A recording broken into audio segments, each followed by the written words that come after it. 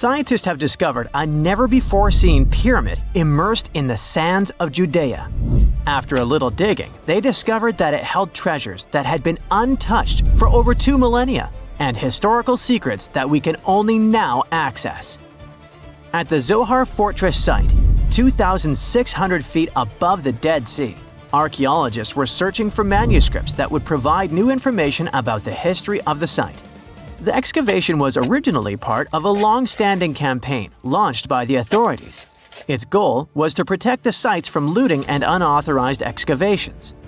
What they didn't expect was to find a pyramid-shaped structure built on top of a hill, made of hand-cut stones, each weighing hundreds of pounds. At first, the experts thought it was just a tomb, but they soon noticed the shape of the original walls and understood that the mound was a construction. They immediately realized that someone had dug into the top of the structure, probably looters who had spotted something valuable there.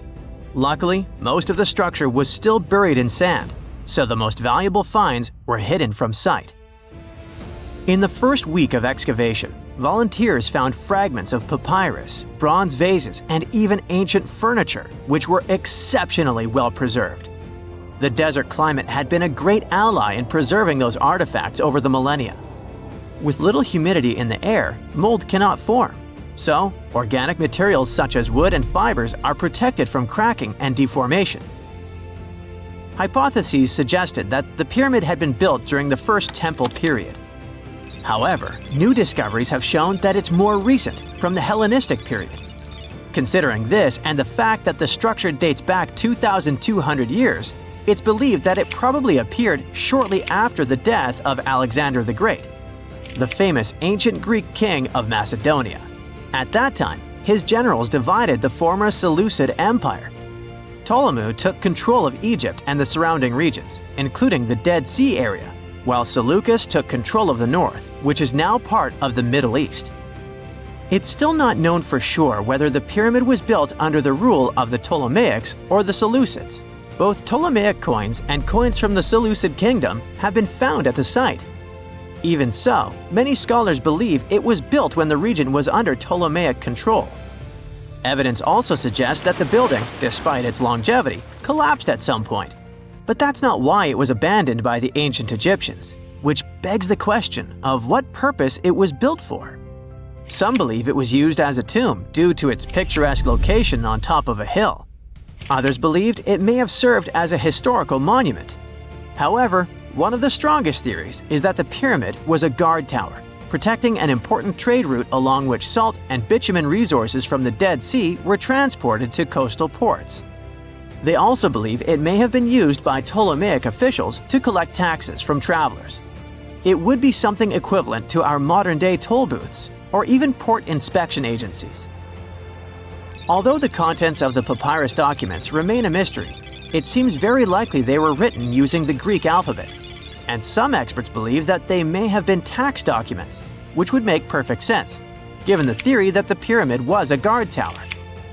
The team calls it a fascinating historical mystery that the dig is helping to unravel, but the find is just a grain of sand in an entire desert. The dig is part of a larger project that's been going on for a long time, and in the last 8 years alone, it has scanned 111 miles of desert cliffs and identified approximately 900 caves within that radius. Using rappelling equipment, advanced technology, and specialized documentation methods, archaeologists discovered thousands of rare items, such as hidden scrolls, woodworking tools, carpets, leather goods, and even treasures. For them, the Judean desert is an ancient vault just waiting to be opened to reveal its secrets. A few years before they found the mysterious pyramid, they discovered a cave that had served as a refuge for Jewish rebels almost 1,900 years ago. The site was about 262 feet from the top of a cliff, and because of its difficult access, it hadn't been explored yet. Inside, they found previously unpublished fragments of the Dead Sea Scrolls that contained religious passages written in Greek. 11 lines of text were reconstructed thanks to the good condition of the papyri. So, scientists were able to identify their etymological content. Probably the best thing there was no problem with preservation. Thanks to the dry and hot conditions of the desert, the artifacts were in impeccable condition. And there were other historical treasures there. The teams found rare coins, a partially mummified skeleton over 6,000 years old, with skin, tendons, and even strands of hair. There was also a giant basket made of plant fibers, considered the oldest in the world, more than 10,000 years old. With a capacity of up to 26 gallons, it was made about 1,000 years before the invention of ceramics. Speaking of historical treasures, there's another one that has caught the attention of the scientific community. A small piece of fabric that is around 3,800 years old. But it's more than just simple fabric. Dyed with the rare scarlet paint mentioned many times in ancient religious texts, this find is the oldest known evidence of fabric painted with a dye made from insects known as scarlet worms. This is where the intense red hue comes from. It was a highly valued color, like royal blue and purple, because those insects lived in oak trees and could only be harvested for a short period during the year. So, those dyes were reserved for sacred fabrics, such as priests' clothes, marking status and religious importance. And although this discovery had great significance for archaeology, its size was actually tiny, measuring less than 1 inch. The fragment was discovered in 2016 during excavations in the so-called Cave of Skulls, but it's not known exactly how this fabric got there. According to experts, it's evidence that people knew how to dye wool fibers already 3,800 years ago or so. It also provides us with proof that the ancient textile industry already used animals at about the same time people began to create written sources. Fabrics painted using this type of dye were recorded in more recent periods. But what makes this piece really special is the fact that it is much older than any other. Another important discovery was made in 1980, when scientists found a seed that was over 1,000 years old, which turned into a mysterious tree named Sheba. They spent 14 years cultivating this plant, which is now about 10 feet tall, only to discover later that it could belong to an extinct lineage of trees that had grown in the region. The seed dates back to a period between 993 and 1202 CE, and they believe that Sheba may be a biblical tree commonly associated with healing. Although it's not been possible to identify the exact species, since the tree hasn't flowered, we know that it belongs to the genus Commiphora, which is related to famous African plants, such as the myrrh tree. But time has revealed something even more special. Its leaves and resins are rich in compounds that have medicinal, antioxidant, and even skin-soothing properties. This means that the tree may represent a forgotten lineage, whose resin had medicinal value and was mentioned in ancient texts. This brings to light how ancient people dealt with botanical medicine. You're probably familiar with the saying, X marks the spot. It comes from pirate lore and adventure stories often linked with treasure maps. They may be out of fashion these days, but that doesn't stop countless antiquity hunters from searching through hills and fields daily. One such enthusiast didn't have a map with a giant X on it, but when his metal detector beeped on a sunny day in April 2025, he uncovered one of the largest buried coin hoards ever recorded. So, what kind of treasure are we talking about here, and what makes it so unique? The discovery was made by Romanian hobbyist Marius Manghia, who says he just wanted an excuse to get some exercise and fresh air. During one of those walks with his metal detector in a location 30 miles southwest of Bucharest, the device picked up a signal. As he began to dig, he found a handful of silver coins just beneath the surface. Though oxidized, they seemed remarkably well preserved. Oxidation happens when metal reacts with air or moisture over time, causing it to change color, darken, or develop a crusty surface. Just like a sliced apple darkens when exposed to air if left out too long. The pile of coins grew quickly. Soon, it was obvious they were all packed into a ceramic jar. The final count was nearly 1,500 silver denarii, Roman coins likely buried around 1,700 years ago.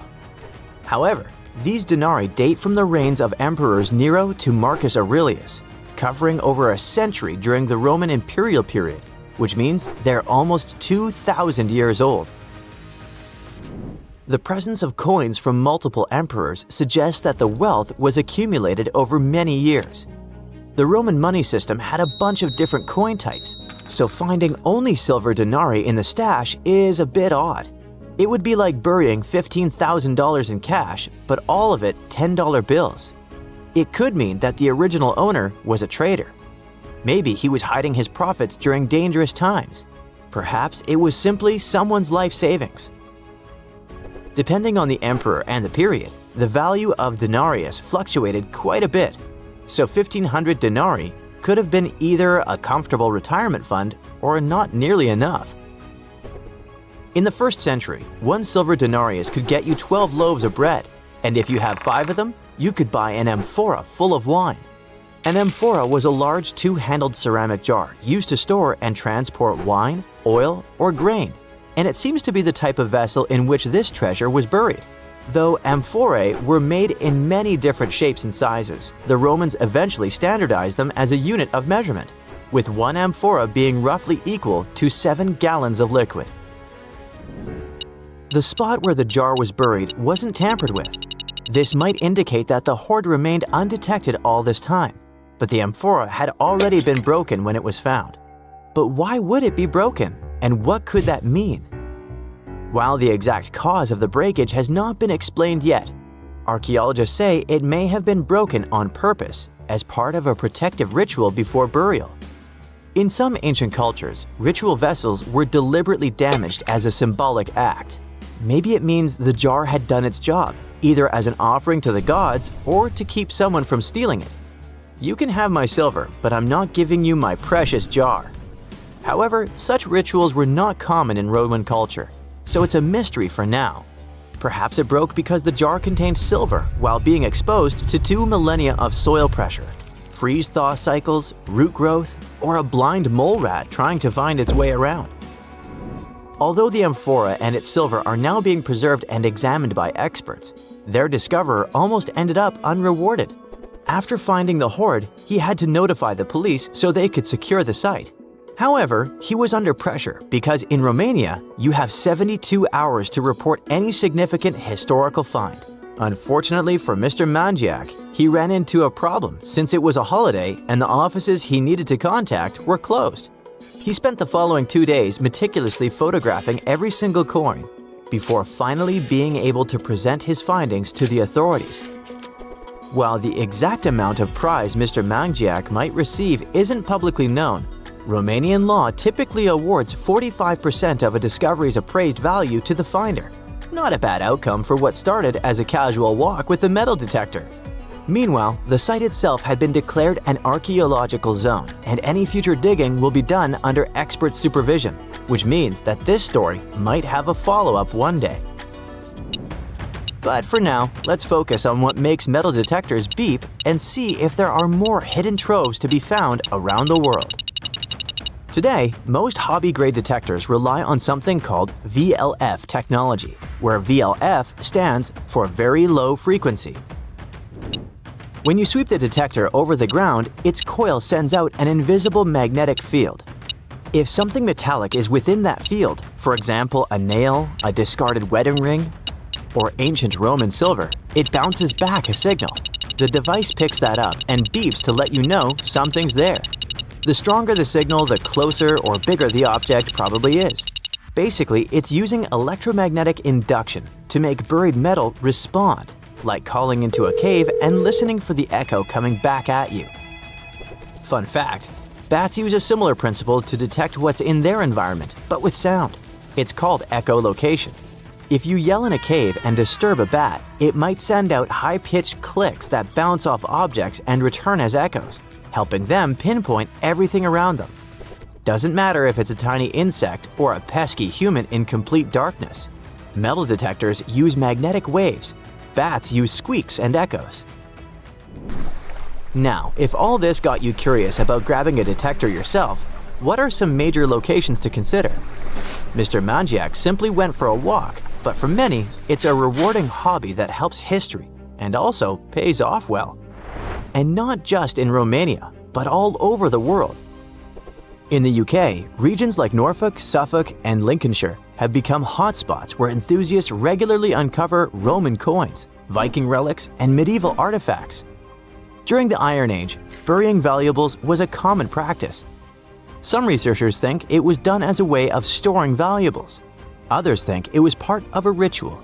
But either way, many of those hoards could still be there. France also has plenty of stuff hidden beneath the ground, including ancient Roman and Gallic treasures.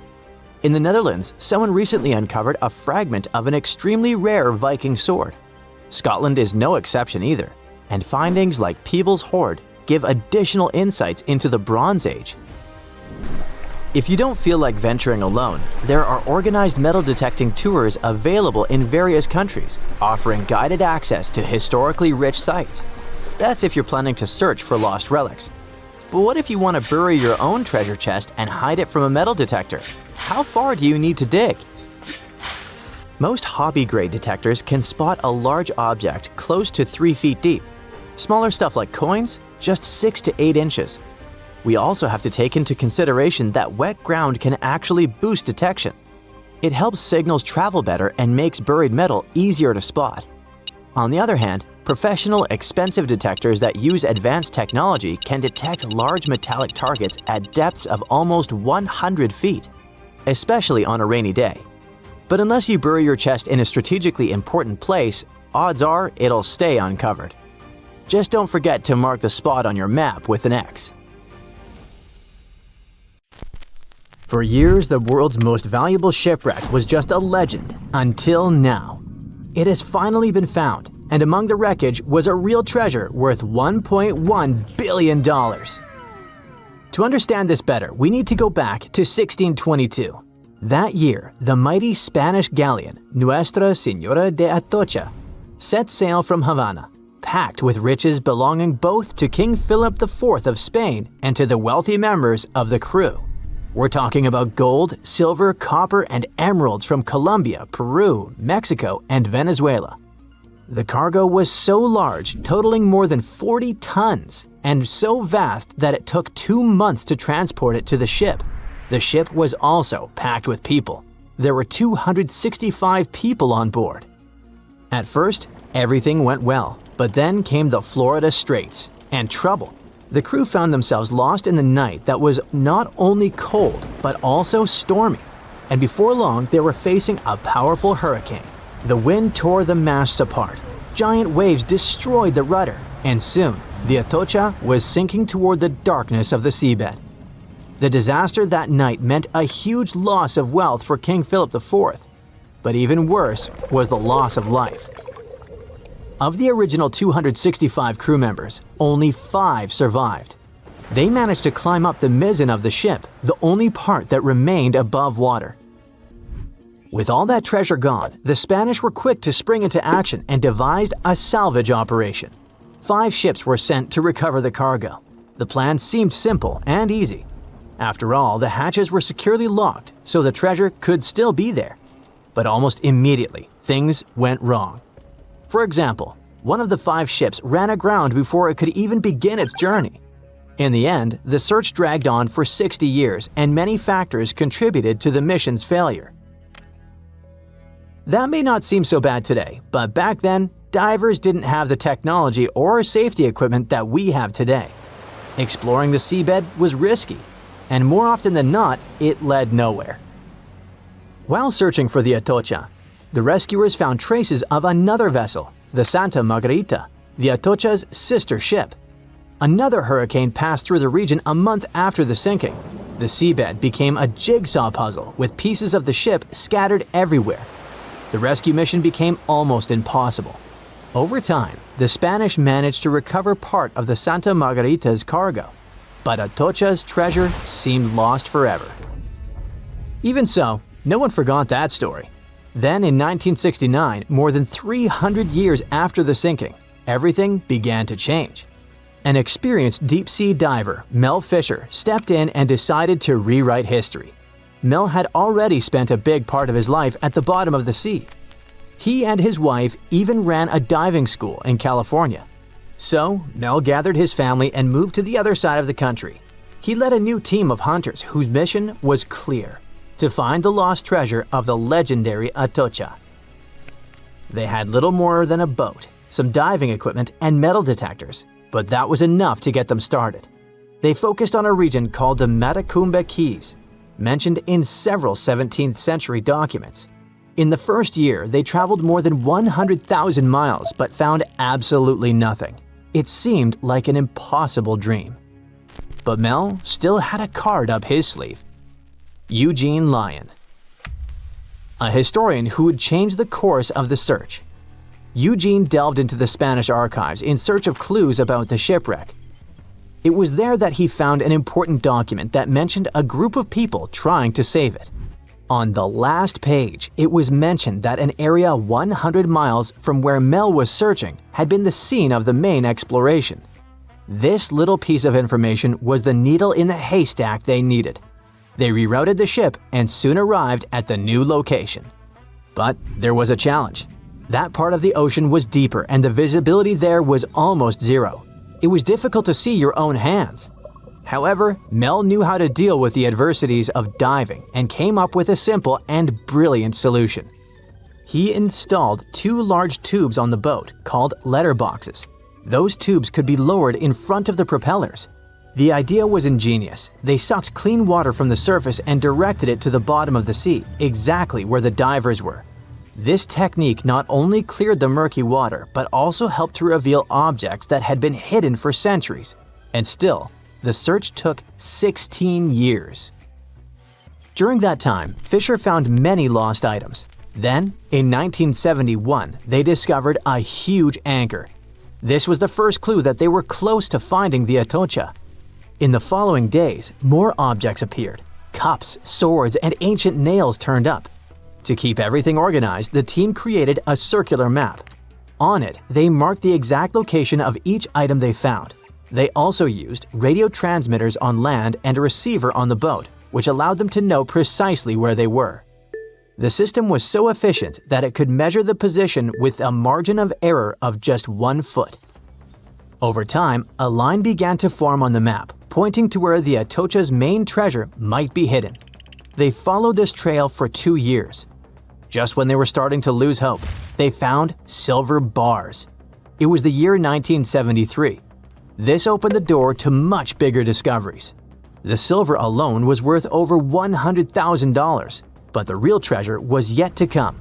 On July 20th, 1985, valuables that would be worth around $1.1 billion today were finally discovered in the main hull of the ship. The treasure included 180,000 silver coins, 24 tons of silver bars, 125 gold bars, a collection of pearls, and 66 pounds of emeralds. Some of these finds were priceless, not only because they were rare, but because of their history. The Atocha Cross, the Royal Orb, and the Atocha Ring, 3 royal artifacts, were found in near-perfect condition. The Atocha Cross was the most valuable of all the artifacts. It had 9 brilliant green emeralds set in 22-karat gold. A true treasure from the past, shining once again after centuries underwater. Soon after the discovery, the state of Florida thought, wait a second, we want a piece of that treasure.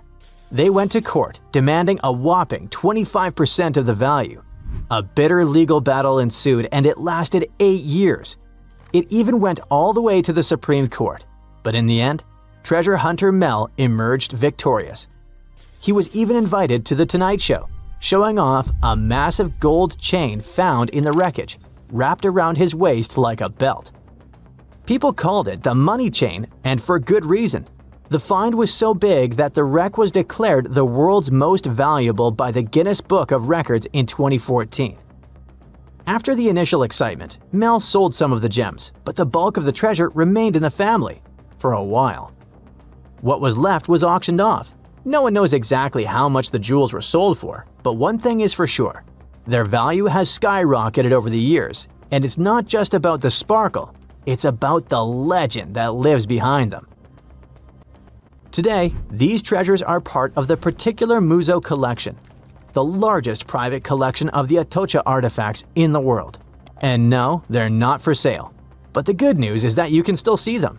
They're on display, shining brightly in homage to Colombia's rich history and the famous mine from which they came.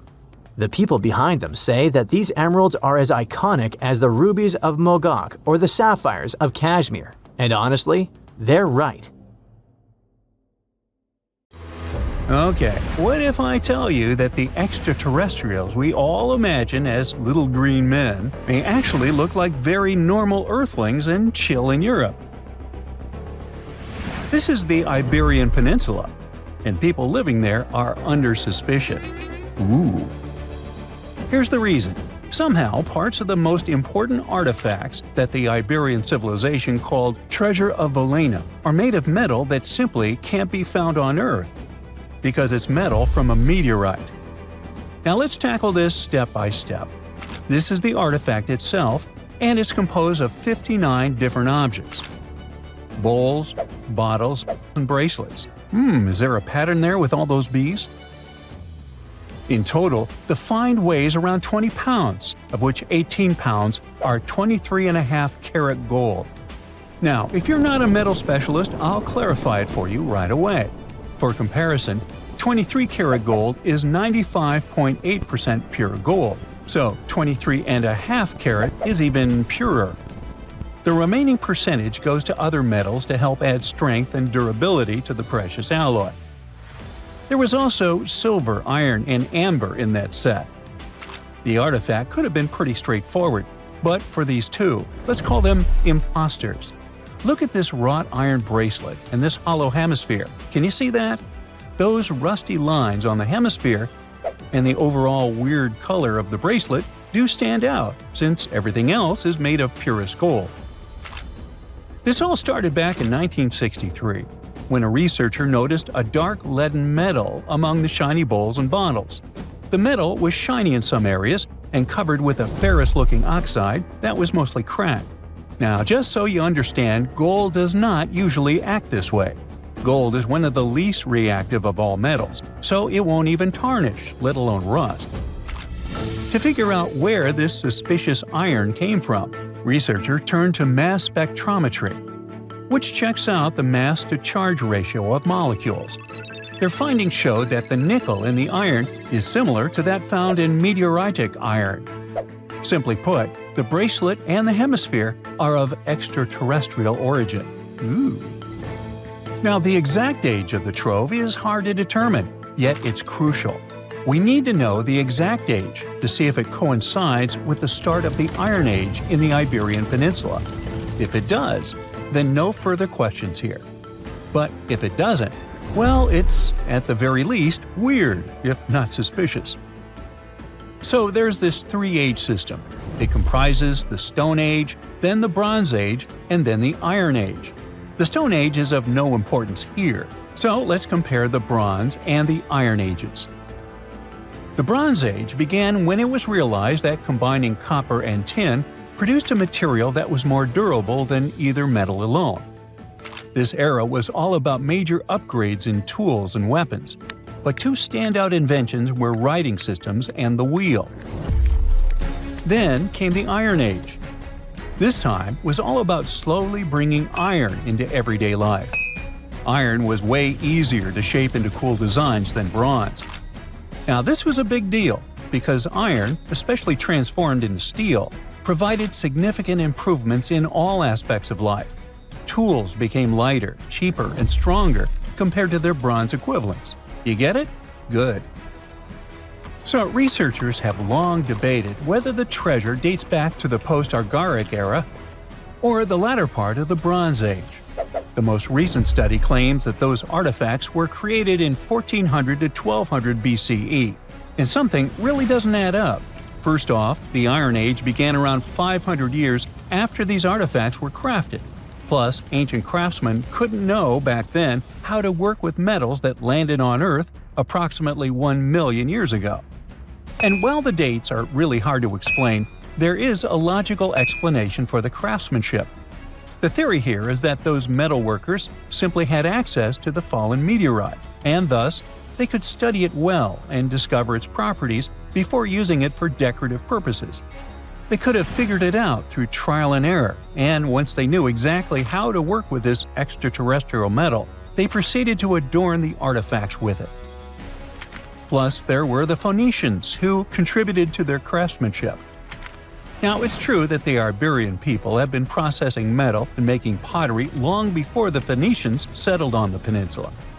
But the arrival of new metalworking techniques and the introduction of the potter's wheel enabled them to produce better quality goods much faster than before. So, we figured out the extraterrestrial origins of the Iberian artifacts. But guess what? This area is still under suspicion. The reason for that is the language they spoke. You see, for most modern languages people use today, there will always be some proto-language. Say for Italian, Spanish, and French, it's Latin, hence their similarities. But wait, Iberian was largely spoken where modern Spain is, so why isn't Spanish similar to it? Well, the truth is, no language today is similar to the Iberian. Maybe only the Basque language, but it's because of some similarities found in their numerical systems. Basque is classified as a language isolate, or simply unrelated to any other known languages, and the only language isolate in Europe. The Iberian language is unclassified. While the scripts written in it have been deciphered to various extents, the language itself remains largely unknown. And look at the alphabet the Iberians had. Looks like it doesn't really belong to our planet. But hold up, this one might be a bit of a stretch. When the Phoenicians came to the peninsula, they brought along their alphabet to the Iberians. But honestly, the Iberians probably weren't keen on just copying someone else's writing system, so they tweaked it until it looked completely different. Let's just say they took some inspiration and ran with it.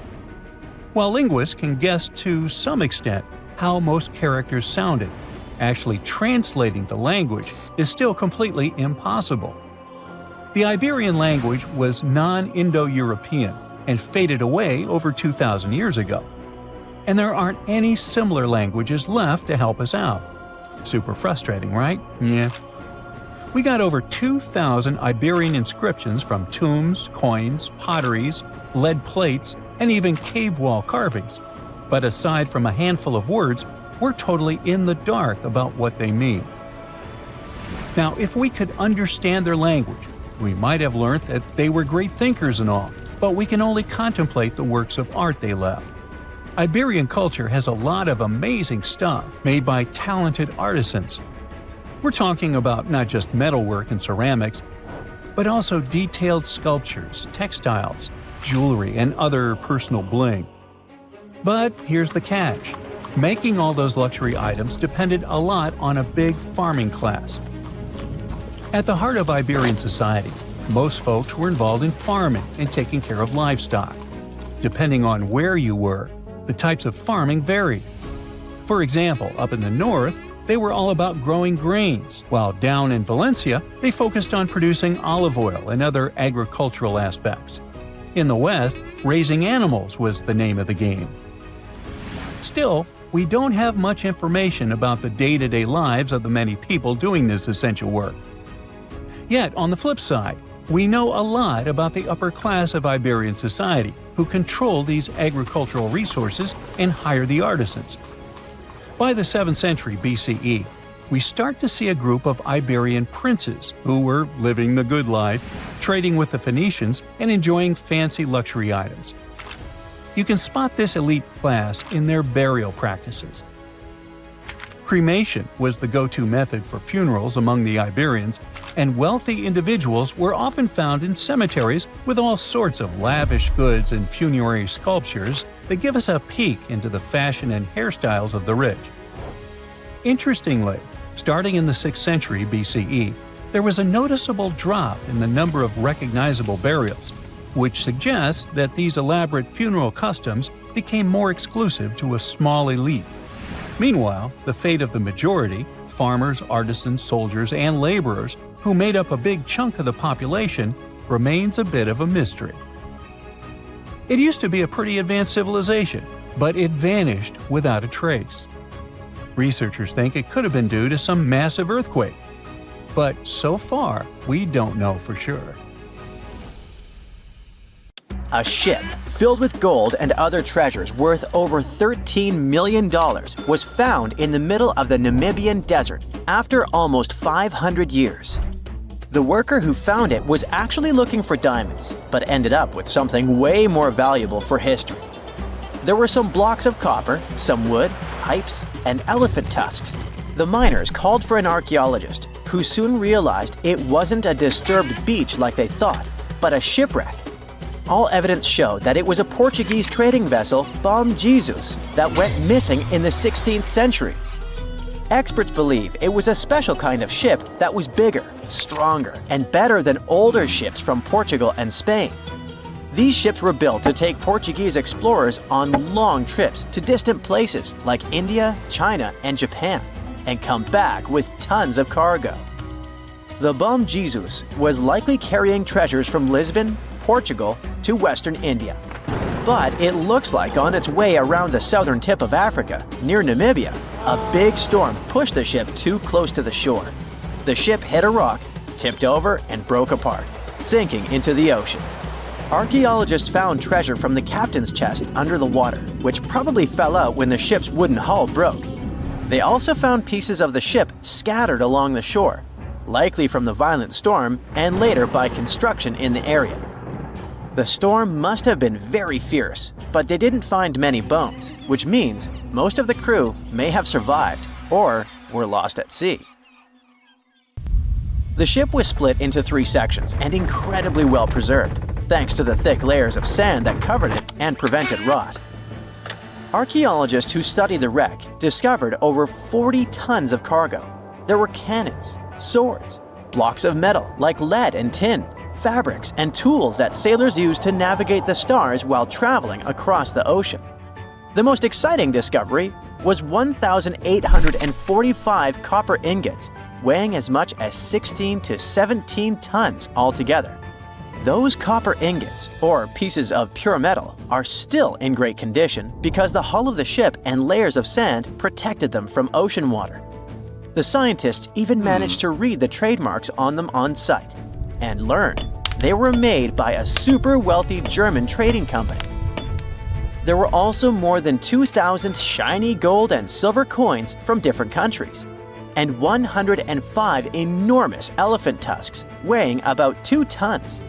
The tusks were likely supposed to become luxury items, like jewelry or carvings at the destination. Archaeologists took some DNA samples from the tusks and found that they came from West African forests and savanna elephants.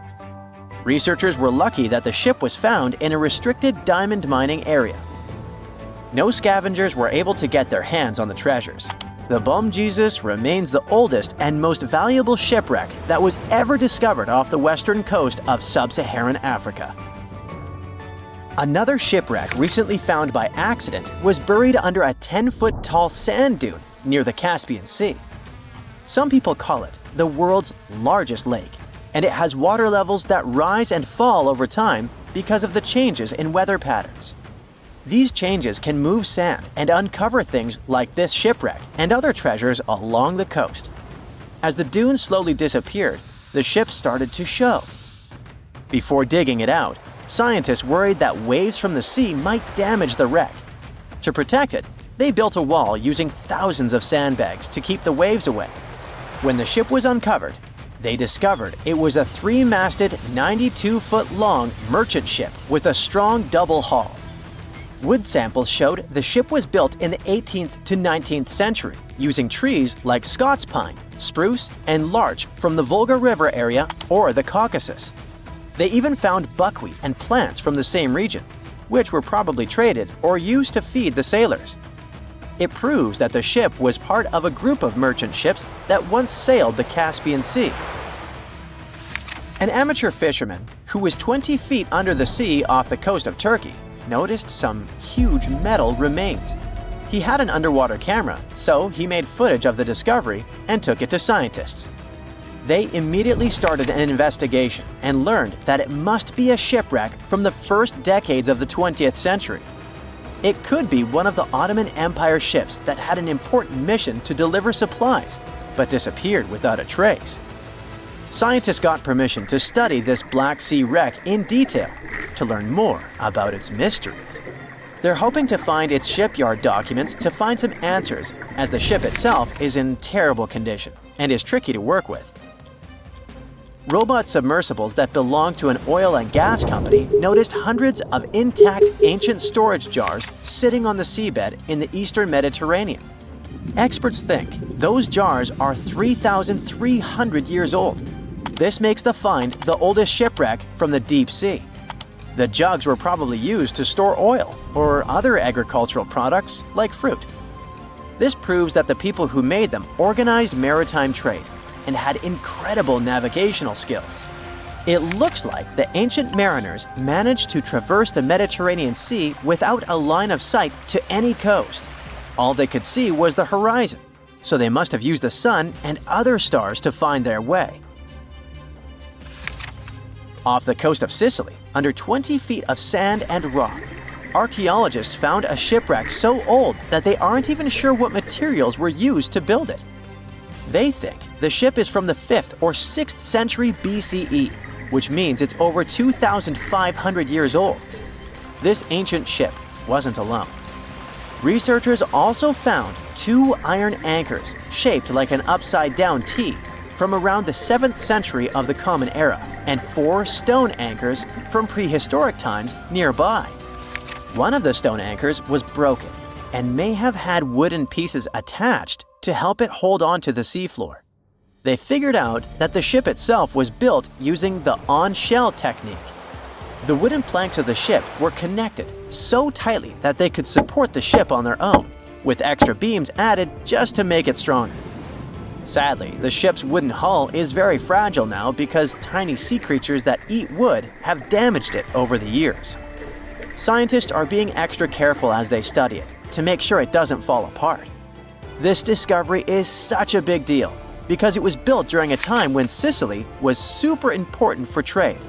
Back then, the Greeks and Punics were trying to take control of the seas long before Rome became the ruler of the Mediterranean. By studying this ship, scientists hope to learn more about how people traveled and traded in those ancient times.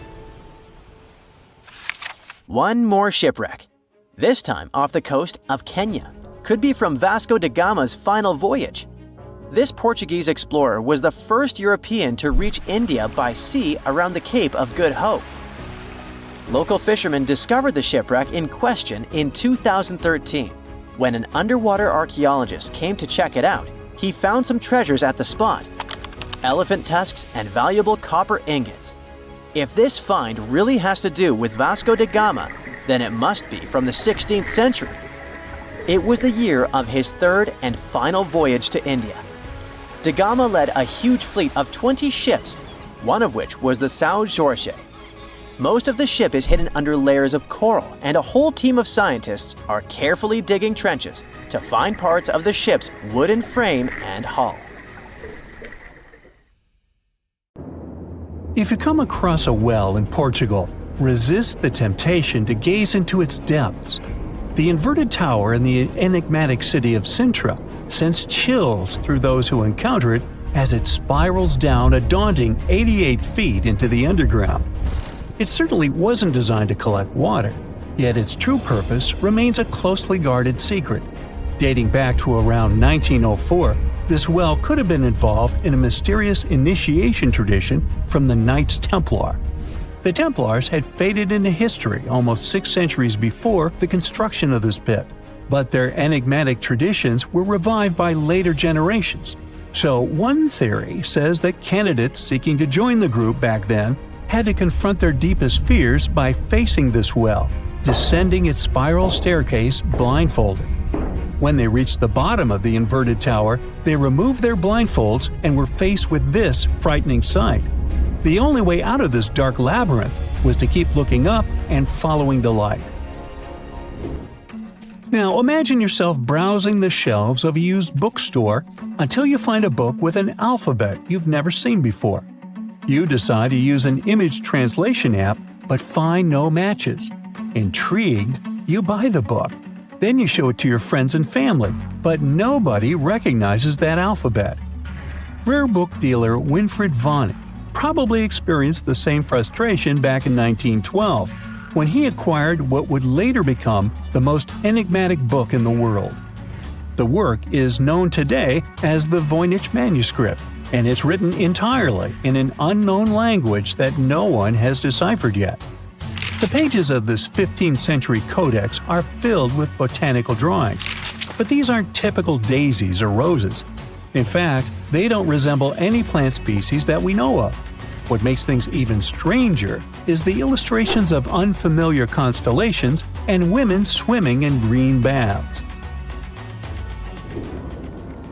Delving deeper into the realm of mysterious texts, we set off on a journey to the Qumran Caves near the Salt Sea in the Middle East.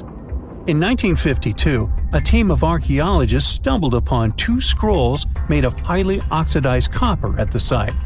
Unrolling them was a major challenge, so they decided to cut the scrolls into 23 parts to investigate them.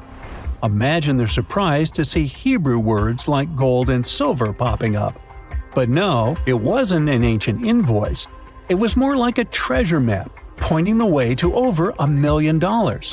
Unfortunately, the treasure was never found. Not for lack of trying, though. You see, the quest isn't as easy as it may appear. Some of the copper scroll's vocabulary is technical, and some geographical locations remain a mystery. There's also one last possibility. Perhaps it's all a work of fiction, like a pirate tale from the old days. People talk about Mona Lisa's almost haunting stare that seems to follow you no matter where you stand. But here's a quick question. Does she have eyebrows? You got it right if you said no, and her complete lack of eyebrows adds another layer of mystique to her gaze. The most common explanation is that beauty standards were different, and perhaps plucking the hairs above the eyes was a thing around 1503. But take a look at other Italian paintings from that time, like La Schiavona or Portrait of a Young Girl. Yep, eyebrows. So, not everyone was entirely pleased with this theory, like French inventor Pascal Cotte. He spent 3,000 hours analyzing scans of the painting to dig through all the layers of Leonardo da Vinci's masterpiece. Now he claims that the Mona Lisa once had eyebrows, but they disappeared over time due to cleanings and restorations. Some historians, however, still question his findings, which means that Mona Lisa's style, or lack of it, remains an unsolved mystery. So, you decide to travel to Rio de Janeiro, and everyone tells you that Sugarloaf Mountain is a must-see. When you spot the mountain from a distance, you realize that the stone has a cavity. But around noon, the whole view changes. The shadow in that cavity takes the shape of a bird, an ibis to be precise. A local legend links this bird shape to the ancient Egyptian deity Thoth, as if the ancient Egyptians once visited Rio de Janeiro and were somehow inspired by the natural phenomenon. But it's probably just a big coincidence. I mean, literally. The real mystery, however, lies in the waters around Sugarloaf Mountain. In the 80s, archaeologist Robert Marks got a tip from locals about a treasure hidden beneath Guanabara Bay. He dove in and found quite a few Roman amphorae. You know, those ancient vases with 2 handles? His discovery could potentially provide evidence of a Roman shipwreck that might have reached Brazil 17 centuries before the Portuguese even set foot there. However, he couldn't proceed with his research, and to this day, the idea of the Roman presence on Brazil's coast remains uncertain. The true location of Cleopatra's tomb isn't the only ancient Egyptian mystery. Many secrets are carved into the walls of ancient structures, like in the Temple of Seti I. Take a close look at this hieroglyph, and you'll notice that it resembles a modern-day helicopter. Look to the right, and you'll see an engraving that looks like a submarine. Odd, right? The most reasonable explanation for this has to do with the legacies of different rulers. When a new pharaoh came to power, they had their own hieroglyphs added over the original ones. But this is still a topic of debate, as some Egyptologists believe that these mysterious hieroglyphs may represent some kind of ancient technology. The same applies to the Dendera light. The image found in the underground passageway of the Hathor Temple is a subject of significant controversy in Egyptian history. Some researchers suggest that the inscription simply represents a rising sun, while others interpret it as evidence of some kind of modern lighting system. And it does indeed resemble Crookes' tube, one of the early experiments with electrical discharges. Although there's no concrete evidence of ancient Egyptians having modern electricity, some historians believe that this theory could help explain why many discovered tombs don't have any residues left behind from the use of oil lamps or candles. A lot has been said about the mysterious pyramids of Egypt, but many people tend to forget that other inexplicable structures had already existed even before them. Our next stop takes us to Turkey. The top of a hill known as Gobekli Tepe, near the city of Urfa, holds an ancient secret. It features more than 20 circular stone enclosures dated back over 11,000 years. Many of these have heavily carved stone T-shaped pillars adorned with eerie human figures with folded hands. The most accepted theory is that it's the world's first temple, likely used for rituals or social events. But the greatest mystery lies in how it was built, as this site existed before the domestication of animals or the use of metal tools. So the construction must have been very difficult, challenging our understanding of the historical timeline. Now, I hope you're not afraid of heights, because we're about to take a flight over the Nazca lines. You've probably already heard about these massive mysterious drawings etched into an arid region of Peru. They come in many different shapes, like a spider, a monkey, and even a Google-eyed ET that is probably just a fisher. Anyway, this story got some fresh chapters in 2022 when an additional 168 new drawings were discovered. The original ones could only be seen from the air, but these new ones are much smaller and can be observed from the ground. However, one thing they have in common is that their purpose remains totally unclear. Some might call them the largest-scale calendar in the world. Others suggest that they served as a tool for agricultural purposes. Of course, many theories have emerged in an attempt to give the Nazca lines a meaning, but the truth is that they remain some of the most important unsolved mysteries in history. It all happened in 1708. On June 8th, the Spanish galleon San Jose was going back home to Spain from the Caribbean. In total, there were 17 ships. The captain of the San Jose knew they were in for some trouble, as English ships were lurking in that area. He knew they would be after the treasure loaded on the ships. The price of the treasure from the New World was so astronomical that it could turn the course of historic events in Europe upside down. In order to be safe, the Spanish galleon was to reach Cartagena de Indias. It's where we have Colombia now. But sadly, other things were predestined for the San Jose. The 4 English ships appeared. The galleon couldn't just escape them. There was no choice but to turn around and fight. Then all the chaos started. Red flags showing that the battle started. Firing cannons, the smell of gunpowder. Nobody knows exactly how it all ended. As dusk fell, it was hard to see clearly what was happening. The only thing that remained in history was the sinking flagship San Jose. Then, silence. No wonder that San Jose, being the flagship, was the most strategically important galleon. She would carry an insane amount of precious metals, such as gold and silver, pearls, and gems, such as emeralds. All of that went to stay on the bottom of the ocean for the next 3 centuries. But how come this lost treasure got so legendary? First off, the financial estimates made by scientists shocked people. The ship reportedly carried 7 million to 12 million pesos. Let's translate that to today's money. Yeah, it may not be the wealth that Elon Musk has, but it's around $10 billion. With that money, you could treat yourself to a couple of private jets, a whole car park of Lamborghinis, and a posh mansion. And you'd still have a lot of money left. You may think it all must have gotten rusty, just like the bits and pieces found in the Titanic. But when it comes to gold, things work differently. The Titanic didn't carry gold, or at least not that much of it. The jewels that were on the Titanic were personal belongings. And the cool thing about gold is that it never reacts with oxygen. It means that real gold won't rust or tarnish. So if your golden necklace got somewhat darker, it's a telltale sign it's not pure gold. It's an alloy, which is also cool, by the way, as you can easily clean it.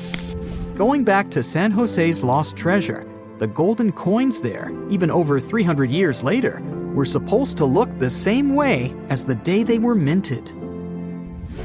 Now, going back to the place where the ship supposedly sank, remember I told you the captain wanted to go to the shore where Colombia is today? Well, on December 4th, 2015, the ship was indeed found in the waters of Colombia. As with many other important things today, the world learned about it from a tweet. It was sent by the Colombian then-president Juan Manuel Santos. People have been looking for the San Jose for decades, and once it was finally found, it only got more popular, and even more myths about it began to appear. One of the legends was told by Señor Santos himself. After the wreck had been found, there was a short radio interview. Thing is, the discovery was pretty unexpected. Many people spent a lot of time and effort looking for that wreck, and many of them even gave up hope of ever finding it. Juan Manuel Santos told a story about how the wreck had been discovered. There was an official event outside Colombia where he was accosted by a man. He looked like the famous writer Hemingway. He sported a white beard and had white hair. The only thing that Hemingway-looking man wanted was 2 minutes of Santos's time. The president conceded and listened to the man. What happened next was unbelievable. The man pulled out an antique map, more precisely, a carefully framed copy, and told the president that no one else knew about it. The man pointed to one exact spot. He said that it was the exact location of the treasure, and that that place didn't appear on any other map. He guaranteed that he knew where the treasure was. The story sounded crazy and swashbuckling. Whoever that man was, he turned out to be right. His identity remains a mystery for everyone, but somehow that man found the funding, determined the area to be inspected, and even made his way to meet the president. Right, the San Jose was stuffed with gold, and whoever found it would get filthy rich for the rest of their life. But let's face it, there's no way an ordinary person could ever discover such a treasure, as it requires too much effort and too much funding. But what if you're into treasure hunting and you want to go and find some treasure chests somewhere? Well, I guess I have a story about ordinary people looking and even eventually finding real treasure. Meet Forrest Fenn, an eccentric millionaire who hid a $1 to $5 million treasure. The exact worth was unidentified. You see, even Mr. Fenn himself said he never tried to appraise it.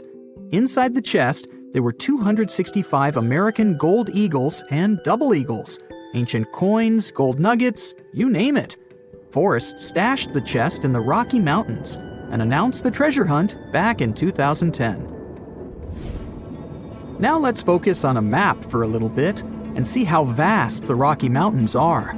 Basically, the treasure hunters were supposed to sweep the two countries, both the USA and Canada. At first, it was a small treasure hunt with only a couple of people who knew about it.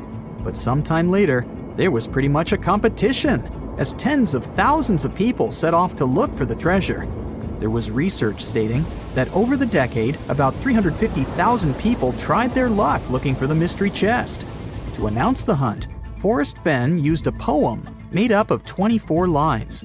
The poem had some hints in it that most treasure hunters failed to decode. It was so well hidden that it took 10 years to finally discover it. There was also a blog called Thrill of the Chase, and on June 6, 2020, Mr. Fenn finally posted the long-awaited news. The treasure had been found. Forrest himself admitted that anyone who read the instructions from the poem carefully could find the treasure.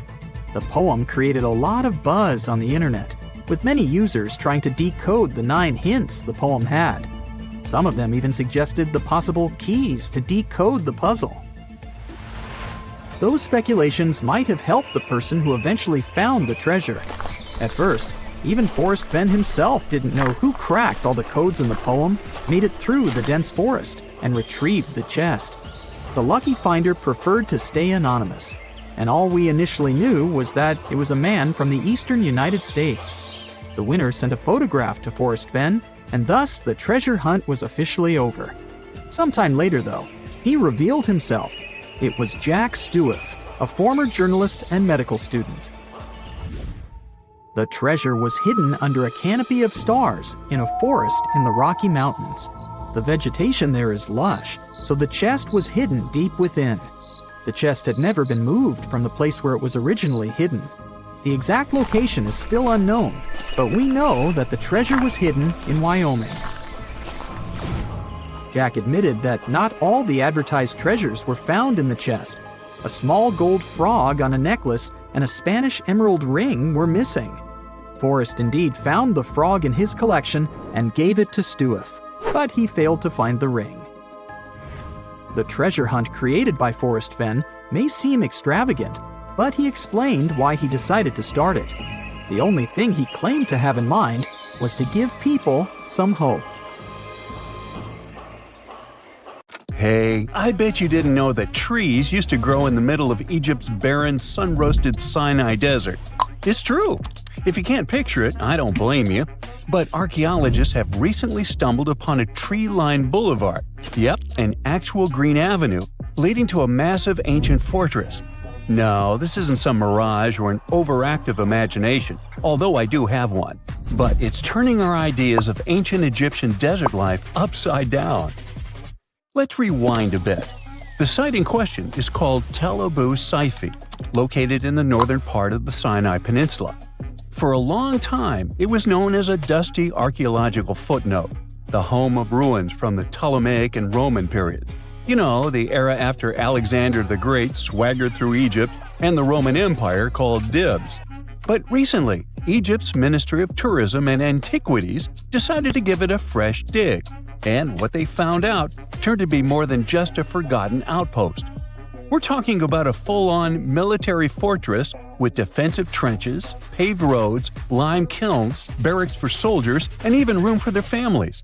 A whole bunch of living quarters right in the middle of a desert doesn't feel very homey until you remember our star, the unexpected Green Avenue. This road was over 300 feet long and 36 feet wide, as long as an American football field, paved with limestone slabs and lined with more than 500 clay planting pits. These weren't for show, they held actual trees, creating a shaded tree-line entrance straight to the fortress. Imagine walking through that, the sun blazing overhead, and suddenly, blessed shade. Ooh. Now, that's not just a grand entrance, that's an ancient red carpet, or maybe a green one. But this wasn't about curb appeal. The existence of hundreds of trees in a desert landscape over 2,000 years ago tells us something big. You see, the Ptolemaic Egyptians weren't simply good at building monuments, they were also masters of water management. In a place where rainfall is rarer than a selfie with a pharaoh, they somehow found a way to grow rows of trees. Now, let that sink in. To irrigate that many trees in a desert, they must have had a sophisticated irrigation or water transport system, something capable of moving and distributing water efficiently in this harsh climate. Maybe they channeled groundwater, or maybe they captured seasonal rain, or maybe ancient sprinkler systems. Okay, maybe not that fancy. But still, it's clear they were ahead of their time.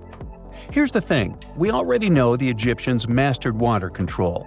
They harnessed the Nile with ditches and canals to feed distant fields. So irrigation wasn't exactly a mystery to them. They had the skills and the knowledge. And sure, scientists still debate what the Sinai climate was like 2,000 years ago. But many believe it may have once been greener. After all, take one look at those dramatic mountains and rocky landscapes, shaped and sculpted as if by brute force of ancient rivers. And it's hard not to think that water once played a bigger role out there. Plus, archaeologists have found tons of evidence showing that Ptolemaic Egyptians cultivated fruits, vines, and trees on a large scale. In other words, growing a forest in a desert might feel wild to us, but to them, it was just another Tuesday. And now, this green avenue is making archaeologists wonder, what if similar irrigation systems were used elsewhere, say for transporting the enormous stones used to build the pyramids? There's already a theory that ancient rivers or human-made canals helped move those stones. And the Tel Abu Saifi discovery? Well, it might just be the missing puzzle piece. This isn't just a dream. Back then, rivers were like highways, power grids, and cargo trains of the ancient world, all rolled into one. Egyptians used them for everything: irrigating crops, trading goods, powering industry, and even mobilizing for war. If you were doing something important, odds are it involved a river. But wait, it gets even better. Excavations revealed deep defensive trenches, like ancient moats, dug more than 6 feet deep around the fortress. Those weren't just muddy ditches. They were part of an elaborate defense system designed to be filled or bridged to control access. Think of it as ancient Egypt's version of a retractable security gate, minus the hydraulics. And while the trenches were keeping intruders out, life inside the fortress was bustling. Remember how we said archaeologists had found military housing units? It turns out soldiers might have lived there with their families.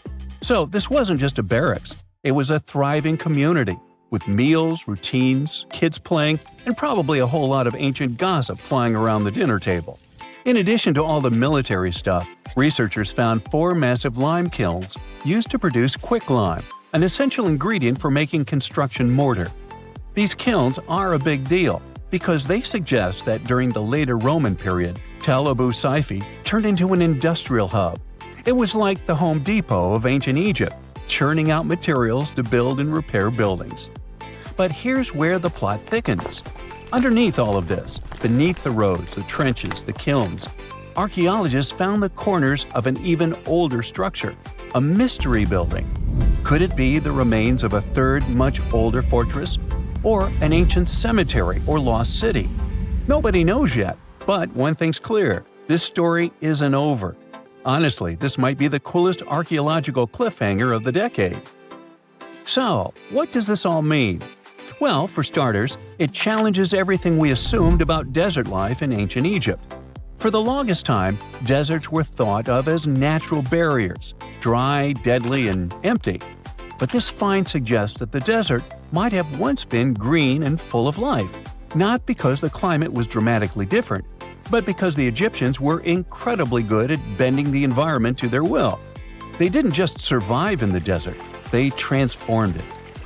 It also adds fuel to the fire in the age-old debate about ancient Egyptian tech. If they could build a fortress with tree-lined roads, moats, irrigation, and industry in the middle of the Sinai, is it really such a stretch to imagine they could engineer water channels to move pyramid stones? Forget the Ancient Aliens TV show. Sure, it's entertaining, I'll give you that, but it makes us forget something crucial. Those people were brilliant. A lot of what we call modern technology is recycled ancient ingenuity. And who knows how much knowledge we've lost over time. Meanwhile, the dig continues. Scientists are now mapping the entire Tel Abu Saifi site, trying to piece together how all the structures connect. Some want to analyze soil samples to find traces of old tree roots and maybe even figure out what kinds of trees once grew there. Imagine if they were date palms. We might be looking at the world's oldest snack lane. You already know that the implications of the discoveries don't stop with history books, right? This kind of discovery has modern relevance too. Our world is going through a lot of change, with crazy weather and huge heat waves. So maybe we should be asking, what can we learn from ancient civilizations that once made the desert bloom? If nothing else, Tel Abu Saifi reminds us that the ancient Egyptians were more than just pharaohs, pyramids, and mummies. They were visionary planners, eco-architects, and straight-up problem solvers. They didn't wait for nature to hand them what they needed. They engineered it. And thanks to discoveries like this, we're getting a clearer picture of just how advanced and, frankly, how cool ancient Egyptian civilization really was. So next time someone tells you deserts are just empty wastelands, you can hit them with this fun fact. Over 2,000 years ago, in the heart of the Sinai Desert, there was a fortress with a tree-lined avenue, moats, military housing, an industrial center, and even a secret underground structure. Take that, sand dunes! Who knows what else is still buried out there, waiting to rewrite history? The Sahara Desert is like a Mad Max movie. Scorching heat, endless dunes, and an overall barren wasteland. A place where no one could live, right?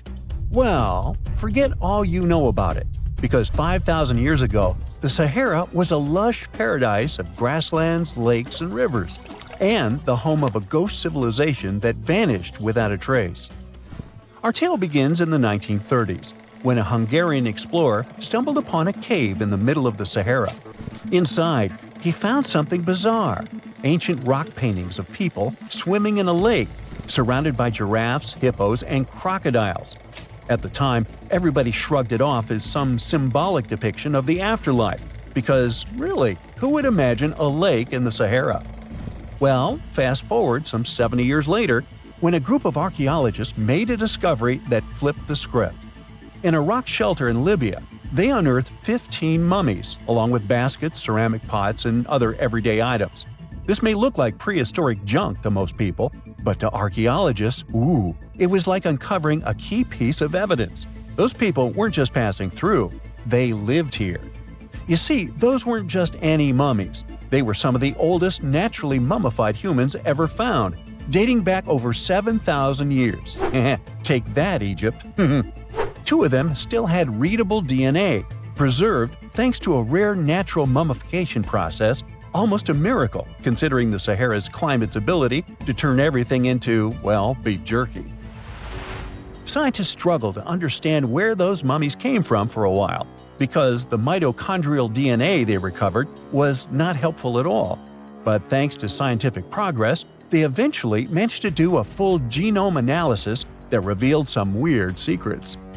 Those people belonged to a human lineage that was completely unknown, and they lived isolated from the rest of humanity for thousands of years. For decades, researchers assumed that the place where they lived, the Green Sahara, was like a prehistoric highway, a lush corridor that humans and animals used to migrate between sub-Saharan Africa and the Mediterranean. But the mummies demolished that theory, like a hippo sitting on a sandcastle. Their DNA showed zero genetic mixing with sub-Saharan and Eurasian migrants, keeping their genes pure for 7,000 years. Their closest genetic relatives weren't their neighbors living right below the famous desert, but some ancient hunter-gatherers from Morocco, and even some guys that lived in the Czech Republic, when it wasn't even a country yet, 50,000 years ago. We're not out of the woods yet, because those mummies also carried some teeny-tiny traces of Neanderthal DNA, just 10% of the amount found in modern Eurasians. Now, if you paid attention in school, then you know that Neanderthals lived in Europe and Asia, and early humans only mixed with them after migrating out of Africa.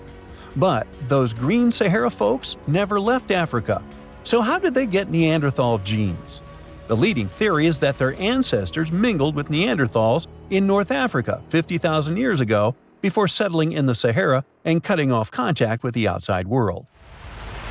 Archaeologists also found cattle bones and tools made of stone and wood at that rock shelter, proving that those people led a thriving pastoral lifestyle. This discovery made scientists scratch their heads for a while because, you see, animal domestication was not developed in Africa. So how did they learn it if they never mingled with anyone? Did they have ancient YouTube tutorials? Probably not. The researchers believe they must have traded knowledge with neighboring groups, but just knowledge, no saliva. It's almost too hard to believe that no outsiders mixed with them. After all, who wouldn't want to live in a thriving civilization in the middle of a green paradise, drinking milk, eating meat, and even using animal blood as a protein source? Ooh, yummy. They didn't have to hunt for every meal, thanks to their livestock, and the abundant water made life pretty sweet. And yet, they never married outsiders. Why? Maybe it was a cultural choice to never date outside their own group. Or maybe the landscape itself kept them isolated. This is where scientists place their bets. They believe that the dense forests and rivers that existed in the Green Sahara acted like nature's no trespassing sign, creating a geographical barrier that isolates animals, plants, and whole societies. This isolation is the reason why their genes were so unique. These guys weren't swapping spit with anyone else. But this genetic time capsule almost didn't survive.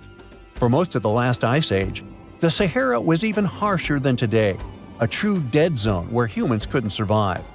70,000 years ago, even the toughest people disappeared, retreating to the Nile Valley and the Mediterranean coast. Why? Because Earth was a climate bully. Massive glaciers stole all the moisture, weakening monsoons until rain clouds barely reached North Africa. Then came the knockout punches. Armadas of icebergs flooded the North Atlantic, triggering devastating droughts each time. This was the Sahara's ultimate keep-out era. Now, you're probably wondering how in the world the Sahara turned green after all this, and then went back to being a desert again. Well, it all started 15,000 years ago, I wasn't around then, when Earth was shaking off the last ice age. Our planet's axis was a bit wobbly, and because of that, the northern hemisphere got closer to the sun, getting extra sunlight and heat. This eternal summer turned North Africa into a giant moisture magnet, pulling water from the Atlantic and making it all rain down on the Sahara. The result of this ridiculous amount of rain was a lush savanna, complete with lakes the size of small countries. But the African humid period was not just a one-time miracle. The truth is, this eternal on and off switch between green and desert happened to the Sahara more than 230 times since the desert was born. During one of these events, the Sahara even expanded, getting bigger than it is today. So when the Green Sahara showed up, you can bet it brought the ultimate ecosystem glow-up. This wasn't just a light dusting of grass. We're talking full makeover. The transformation was so complete, it even reshaped animal populations.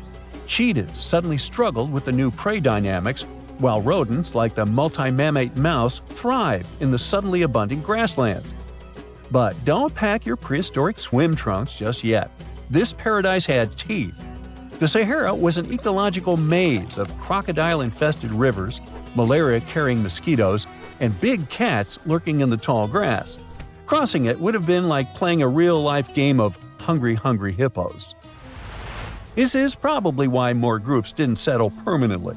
The Sahara's climate cycled between wet and dry every 20,000 years, hardly a stable zip code. For most ancient people, it was smarter to treat the Green Sahara like an all-you-can-eat buffet, grab resources and leave before the desert returned. Still, this Green Sahara period lasted for 10,000 years, giving our mystery shepherds plenty of time to thrive. But around 5,000 years ago, Earth's axis shifted again, the rains moved away, and the Sahara dried up faster than a puddle in July. As the desert returned, the shepherds from the Green Sahara had no choice but to pack up their livestock and leave. Some researchers believe they migrated toward the Nile, laying the groundwork for ancient Egypt, so I guess their legacy lives on. Besides, their pure lineage may be extinct by now, but some faint genes of the mummies can still be found in the people that live in North Africa today. But the introvert mummies were not the only ones using the Green Sahara as an Airbnb. They actually had neighbors just around the corner, in a lakeside village in Niger to be exact. Those people thrived for 5,000 years and left behind the oldest Sahara Desert cemetery, including a man buried in a turtle shell, a grinning Halloween man with filed teeth, and a heartbreaking family embrace frozen in time, victims of the very waters that sustained them. Eventually, those people disappeared too, just like it happened to our antisocial friends. This proves that this desert outsmarts everyone, with a landscape that gives paradise with one hand and takes it away with the other. Miles and miles of yellow sand, treeless mountain ridges, and scorching hot sun over your head. And suddenly, something you'd never expect to come across in a barren desert. A small group of overexcited people. They're as happy as you would be if you'd won a lottery. They've just found an ancient tomb, once flooded with its walls in bad shape. But the stuff they discovered inside proves that this is the burial site of one of Egypt's most mysterious pharaohs. Historians have been hunting for his tomb for years, but no one expected it to hide ancient treasures. Fast forward. After careful examination of the site, Egyptian officials have announced the discovery of the tomb of King Thutmos II. It's the last missing tomb from Egypt's 18th dynasty, and this is also the first royal tomb found since King Tutankhamun's was discovered in 1922, in more than 100 years. A team of Egyptian and British archaeologists found the tomb in the Theban Mountains area, west of Luxor, near the famous Valley of the Kings. Before this, the site was only known as Tomb C4, but during their excavation, the team found clear evidence proving it belonged to King Thutmos II. Archaeologists actually found the entrance and main tunnel leading to the tomb in 2022. But at first, they thought it belonged to a queen because it was near the graves of Thutmos III's wives. It was also close to Queen Hatshepsut's tomb. Originally, it was prepared for her when she was just a royal wife, but everything changed when she became pharaoh. But we'll talk about this twist of fate a little later. But soon they realized that their discovery was much more significant. They found alabaster jars with Thutmos II's name and the words "deceased king" written on them. That's when they realized that the tomb was actually his final resting place.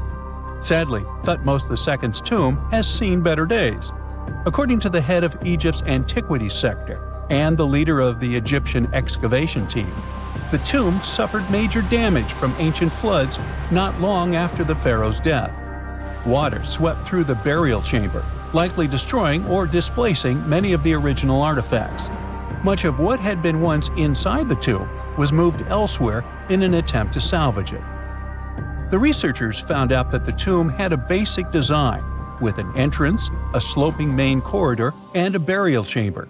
The corridor was coated in white plaster and rose about 4.5 feet above the floor of the burial chamber. A large staircase and a very large descending corridor of the tomb indicated its grandeur. It took the team a long time to navigate through, though, as the tomb was blocked by flood debris and collapsed ceilings. Only after crawling through a 32-foot passageway with a small 16-inch gap at the top, the worst nightmare for those of us with claustrophobia, were they able to reach the burial chamber. There, they were in for another surprise. They cleared the debris, expecting to find the crushed remains of a burial beneath. But the tomb turned out to be completely empty, and it was not due to robbery. It had been deliberately emptied. The researchers soon realized that the tomb had been flooded since it had been built underneath a waterfall. It happened just a few years after the king's burial, so the contents of the tomb were moved to another location. That's why there was a second corridor in the tomb. It was most likely made to help remove King Thutmos II's body from his flooded tomb. Despite the damage, the excavation team made some really exciting discoveries. They found traces of mortar decorated with blue inscriptions, yellow stars, and fragments from the Book of Amduat, one of the most significant funerary texts in ancient Egypt. The book was meant to guide the deceased through the underworld, ensuring a safe journey to the afterlife. Now, how about we sneak a peek at ancient Egypt's 18th dynasty? It was all about conquering lands, expanding the empire, and building jaw-dropping monuments. Some of the biggest names from that era, Thutmos I and Thutmos III, both legendary warrior kings who left their mark in history. Thutmos I was a fierce fighter who led major military campaigns, pushing Egypt's border further south than ever before, all the way to the fourth cataract of the Nile. His victories gave Egypt access to new trade routes, stronger political ties, and more wealth. His conquests were so significant that they were recorded in the tombs of his top officials. Thutmos III, sometimes called Thutmos the Great, took things even further.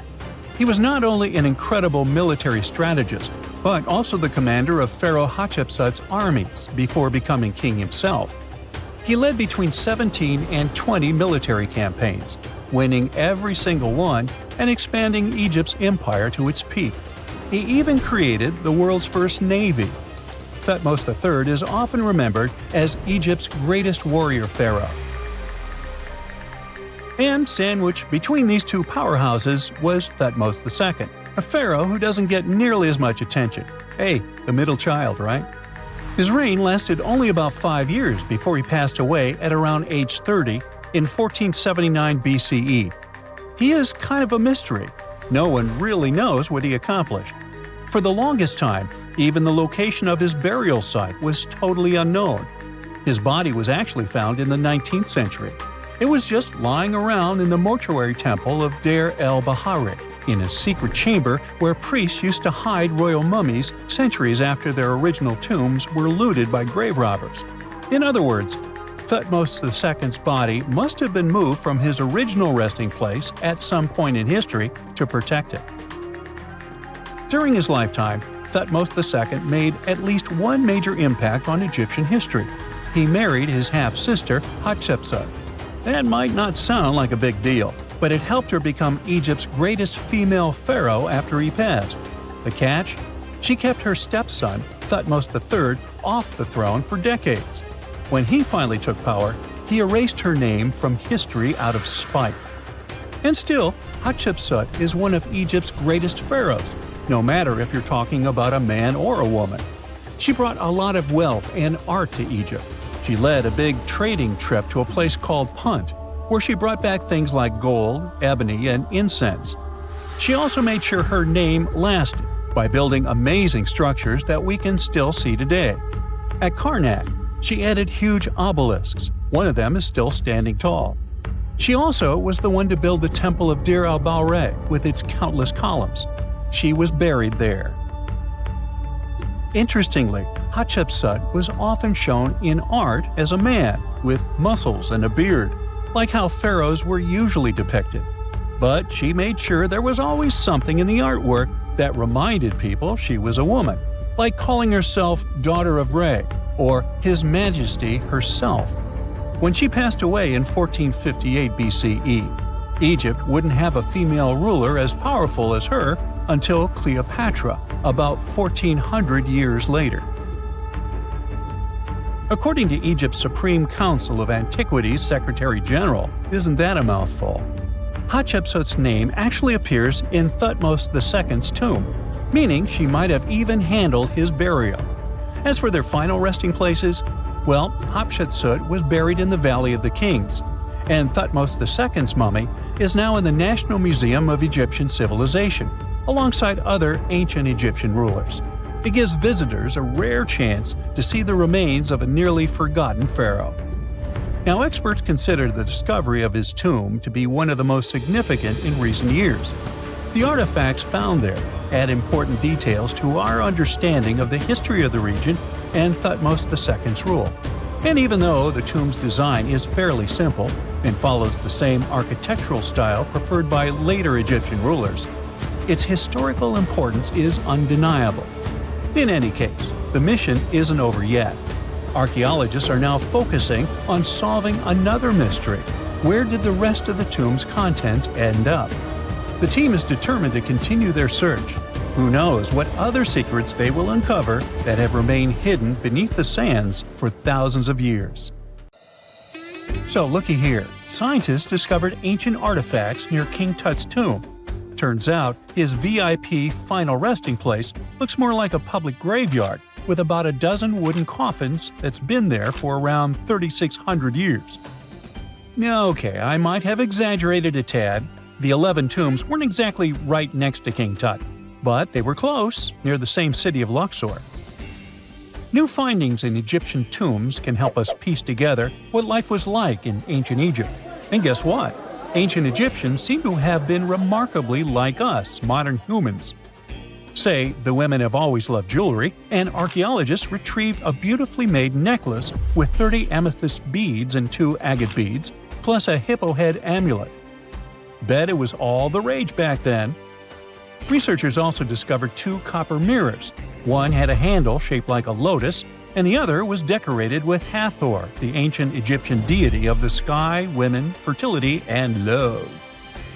These recent excavations near Tutankhamun's burial site led to another jaw-dropping revelation. For the first time in thousands of years, fragments of Queen Hatshepsut's Valley Temple were uncovered. This fearless woman was thought to be the second female pharaoh, who ruled with both courage and wisdom, leaving a legacy as solid as the stones themselves. Her temple, hidden for ages, opens a window into a time filled with power, intrigue, and spiritual devotion. Archaeologists found over 1,000 beautifully decorated stone blocks on the outskirts of Hatshepsut's funerary temple.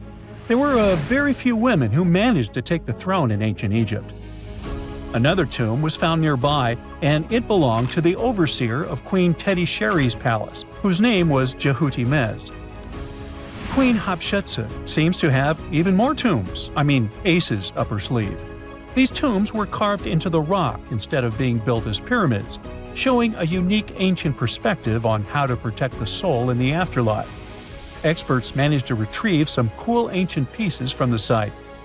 Toys made of clay, mummy masks, winged scarabs, and some amulets. Sadly, there surely used to be way more artifacts, but over the last centuries, there have been people other than archaeologists to stumble upon this site. It's likely that looters got to these tombs before them and may have taken some valuable items. But they did leave behind some cool stuff for the researchers, like pottery used for offerings of bread and meat, along with archers' bows that connect the tomb's owners to the Egyptian military. Meanwhile, soul protection is way more important than you might think, especially if you're roaming around Luxor looking for ancient secrets. You aren't scared of King Tut's curse, are you? Let me tell you what happened to those who weren't scared, but promise me to take it with a dash of salt, okay? For years, Egyptologists, especially those who believed in paranormal activity, were convinced that there was an unsettling curse surrounding Tutankhamun's archaeological discoveries. This belief stemmed from the mysterious and untimely demise of several excavators who discovered the tomb in 1922 with no logical explanation for why they passed away. It was just easier to chalk it up to something supernatural and avoid the whole mess. But it turns out it wasn't a curse at all. It was likely the radiation that caused those excavators to perish. Now, you might wonder where the radiation came from. After all, while radioactivity was discovered in the 19th century, ancient Egyptians, despite their impressive pyramids, didn't have any radium lying around to make Tut's tomb glow like crazy. So, what could be the real story? It might have been toxic waste behind it all. Toxic levels of radiation from uranium and hazardous waste have been lurking inside the tomb since it was sealed over 3,000 years ago. The burial chamber of Tutankhamun's tomb reportedly has such high radiation levels that anyone who steps inside could easily end up with a fatal dose of radiation sickness or an incurable condition. By the way, you can have a somewhat similar level of radioactivity if you don't get rid of those moldy dinner leftovers you left to perish in your fridge a month ago. But this radioactivity isn't exclusive to Tutankhamun's tomb. Ancient Egyptian artifacts discovery is rewarding yet dangerous due to unusually high radiation levels in Old Kingdom tombs all over Egypt. Geiger counters have detected radiation at 2 sites near the Giza pyramids, and radon, a radioactive gas, has been found in several underground tombs in Saqqara. Interestingly, experts believe that the builders of these ancient tombs were aware of the toxins, as some eerie warnings were carved into the walls of many tombs. One inscription ominously declared, "They that break this tomb shall meet their end by a malady that no doctor can diagnose." Other ominous phrases like "forbidden," "due to evil spirits," only added to the fear that supernatural curses haunted these ancient sites. Ominous signs have stunned archaeologists since forever, but the fear grew even stronger a century ago with the mysterious passing of Lord Carnarvon, who funded King Tut's excavation in 1922 and reportedly explored the treasure-filled rooms, along with several others who entered the tomb. Arthur Weigall, another British Egyptologist who was present at the tomb's opening and is credited with starting the curse myth, passed away young when he was just in his 50s in 1934. Chances are the condition that made him pass was connected to radiation. In total, 6 out of the 26 people who were there when the tomb was opened met their end within a decade from various causes. Not only X-ray exposure, those reasons include asphyxia, stroke, heart failure, pneumonia, and even poisoning. Well, isn't this getting a little grim? There was one guy who opened the tomb and somehow managed to avoid the infamous curse: Howard Carter, or so it seemed. Some folks pointed to his survival as proof that the curse wasn't real. After digging up the tomb, Carter published several books on the topic and shifted gears from archaeology to dealing in antiquities for various museums. Despite dodging demise or injury, rumors swirled about how the curse may have impacted him in other ways. One of the big stories linked him to Lord Carnarvon's daughter, Evelyn. Some said he was madly in love with her, but she married someone else, so he chose to stay single. Others claimed they had an affair while she was in Egypt, which ended when her father passed away and she left the country for good. However, there wasn't much evidence to support these stories. Evelyn was just 6 when they met, and they remained friends until his last breath. She was even one of the few attendees at his funeral, but denied any romantic involvement, saying they weren't that close. A year after the revolutionary discovery near King Tut's tomb, Evelyn married politician Sir Brograve Beauchamp and had a daughter.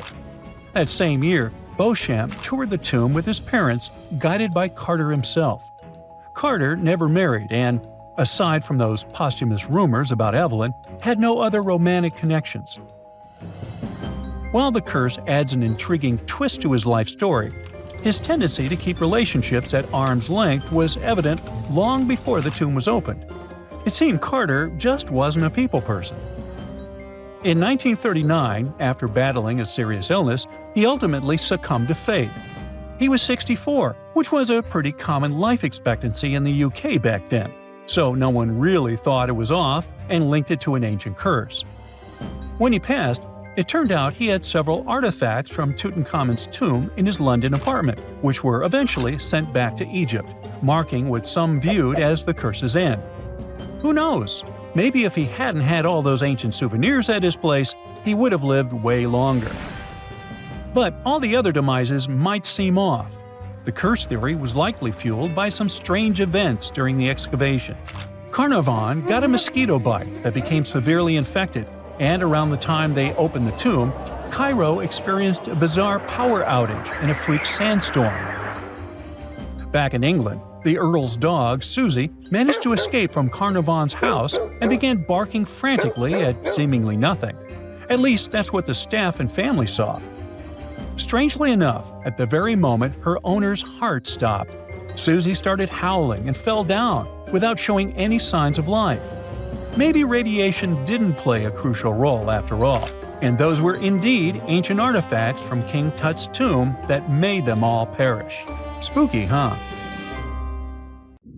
A Portuguese archaeologist just discovered a bunch of sunken ships filled with gold, including a Spanish galleon with 22 tons of gold and silver. This much gold today is worth about $2 billion, and this is the money from one ship alone. Archaeologist Alexandre Monteiro made this discovery almost by accident. He was studying some documents when he found some information about a ship that went missing in 1615, and he decided he wanted to find it. After many years, Alexandre found not just this specific ship, he actually discovered 8,620 shipwrecks in the waters of Portugal alone. Out of this number, 250 are gold-filled shipwrecks, a discovery that would make any Jack Sparrow shake in his boots. Most of these ships went down for boring reasons like the weather, but sometimes they were destroyed in battles, which may or may not have been super epic. They were carrying gold and other treasures from the New World to Europe, and of course, everyone wanted a share. Alexandre had been studying historical shipwrecks for 30 years now, so he has discovered many ships that went down in somewhat glorious ways. In 1816, for example, a ship of one of the richest men in Portugal sank in Australia, with an insane amount of 66,000 silver coins. This was the first ship from Portugal to ever plunge in the waters of Australia. The bad news is that these ancient sunken vessels, filled with riches and epic stories, are not so easy to reach. They're deep down in the ocean and covered by sand. You could still try, but that would be stealing part of a country's history. And you wouldn't want to be that person, would you? Naturally, Portugal was not the only country that explored the seas back then. The coast of Europe is packed with sunken ships filled with gold. In fact, there are about 1 million historical shipwrecks underwater right now, and the treasures abandoned under the sea might be worth around $60 billion. It's an insane amount of money, but let me tell you that these gold-filled sunken ships aren't really worth the hassle. There are many stories of maritime treasure discoveries that turned into insane lawsuits and even long jail time. Our first story starts in 1746, when a violent storm crashed a ship called Prince de Conti near an island in Brittany. The ship was filled with tea, ceramics, and 100 gold ingots. Of course, the owners of the ship tried to save the loot, but if it's not easy now, imagine how it was back in the 18th century. It took more than 200 years for the vessel to be found. It finally happened in 1975, when a group of French men discovered it and decided to take pretty much every valuable thing they could find. Now, I said these things were not worth the trouble for a reason. In France, if you find anything that can be historical, you must declare it to the local authorities within 48 hours. Fail to comply, and you will be committing something known as a crime. To be fair, our French friends here did declare their findings, but only the corroded cannons from the ship. And the gold? Well, they sold it. Obviously, because each gold bar is worth between $125,000 to $231,000. It took French authorities almost 50 years to retrieve the stolen gold, and they didn't retrieve all of it. Part of it was bought by an elderly couple living in Florida, and the crime is so serious they were charged for connection with money laundering, organized crime, and the trafficking of cultural goods. The poachers also sold some gold ingots to the British Museum collection. Now, let's go back to the 1850s, when a steamer called SS Central America traveled from Panama to California and back again. This was during the Californian Gold Rush, a time when 300,000 people moved to California to dig for gold. Because the travel route was not easy breezy, people needed to carry their gold around on big ships. This is where our friend SS Central America comes in. In 1857, the ship had 578 people on board and about 10 tons of gold. Very few survived, and around $100 to $150 million in gold went down with the ship. All of this explains why in 1988, a group of investors from Columbus decided to finance a research project to find this ship. The research was led by a guy named Tommy Thompson. Tommy was really crazy about the idea of finding this sunken ship filled with gold. It took him years to find the exact location of the SS Central America, especially because the ship was 7,500 feet beneath the surface of the Atlantic Ocean, and retrieving it required a lot of fancy tech. A group of 161 investors paid for his adventure, but it goes without saying that they were not doing this out of love from their hearts.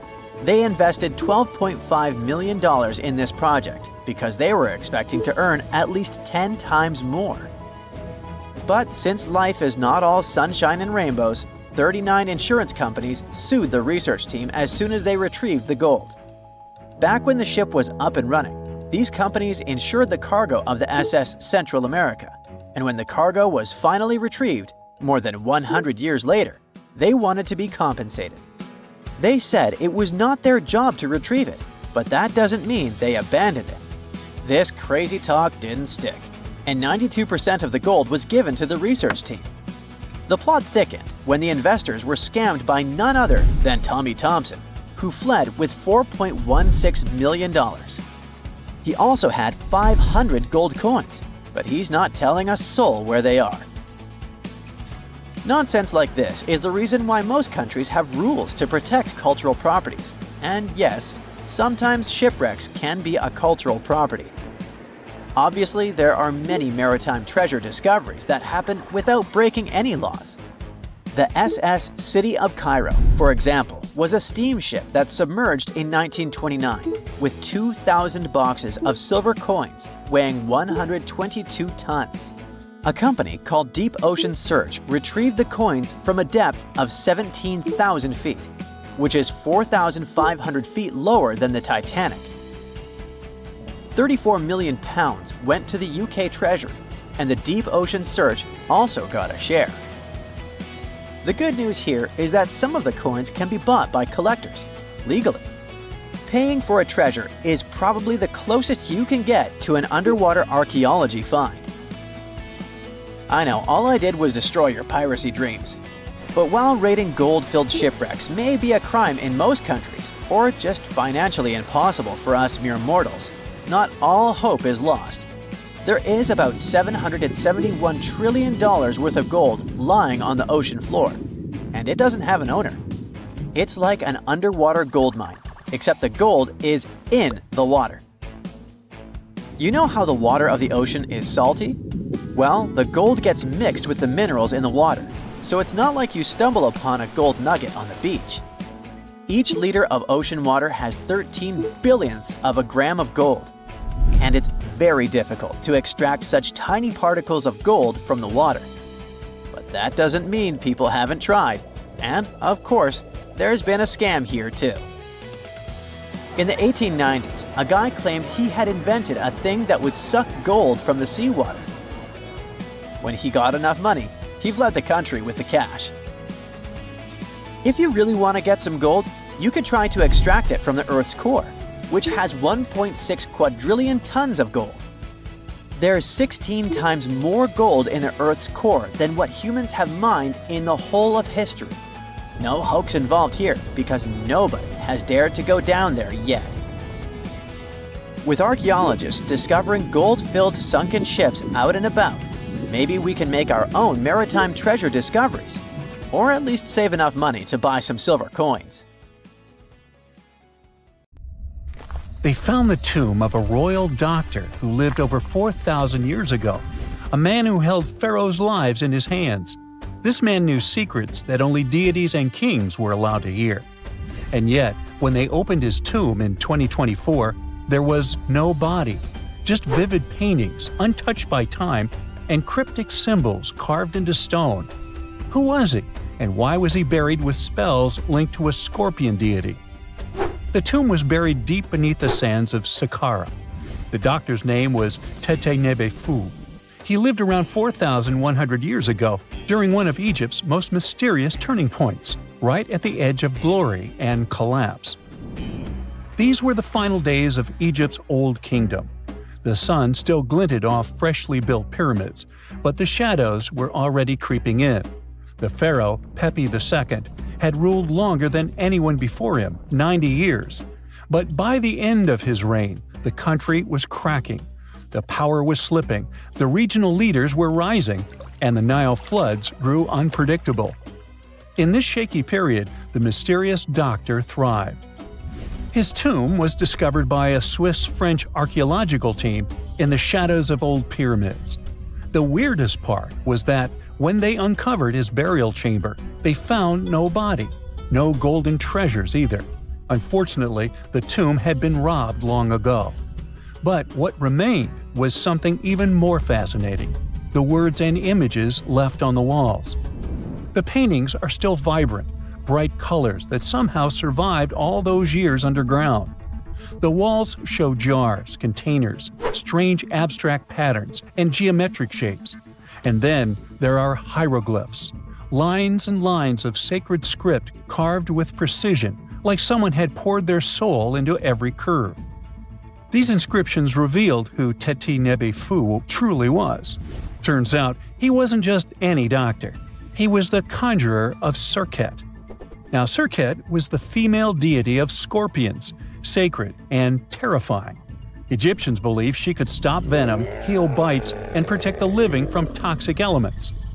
The title, Conjurer of Serket, meant Teti Nebu was a specialist in treating dangerous stings and bites.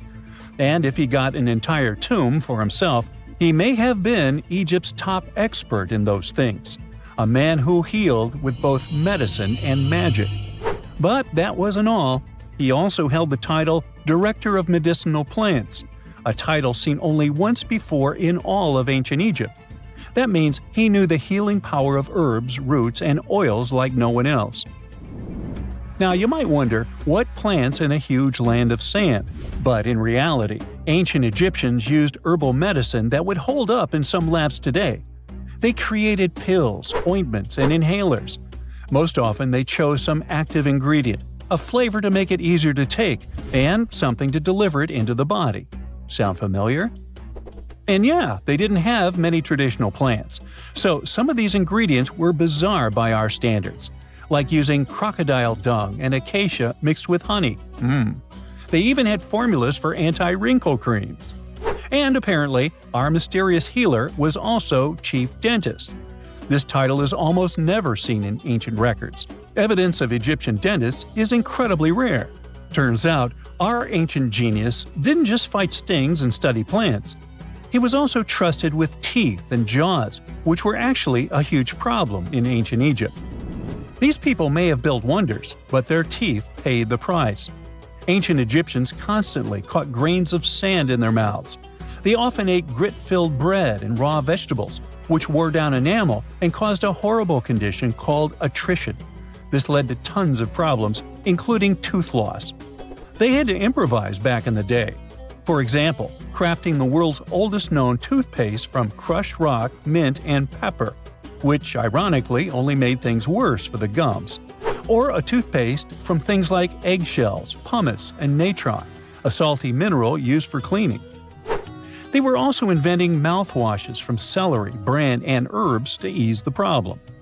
Some mummies were even found with crude metal braces and gold wires attaching missing teeth. Though we're not sure if these were for the living, or was it just a nice little addition added as an afterlife gift. So, Teti Nebu specialized in all these fields. 3 rare titles for one man. Now back in the day, he must have been admired as incredibly knowledgeable. In a world without modern science, he would have been like a sorcerer who knows how some leaf or bark could save a life. That's why archaeologists believe Teti Nebu wasn't just any doctor.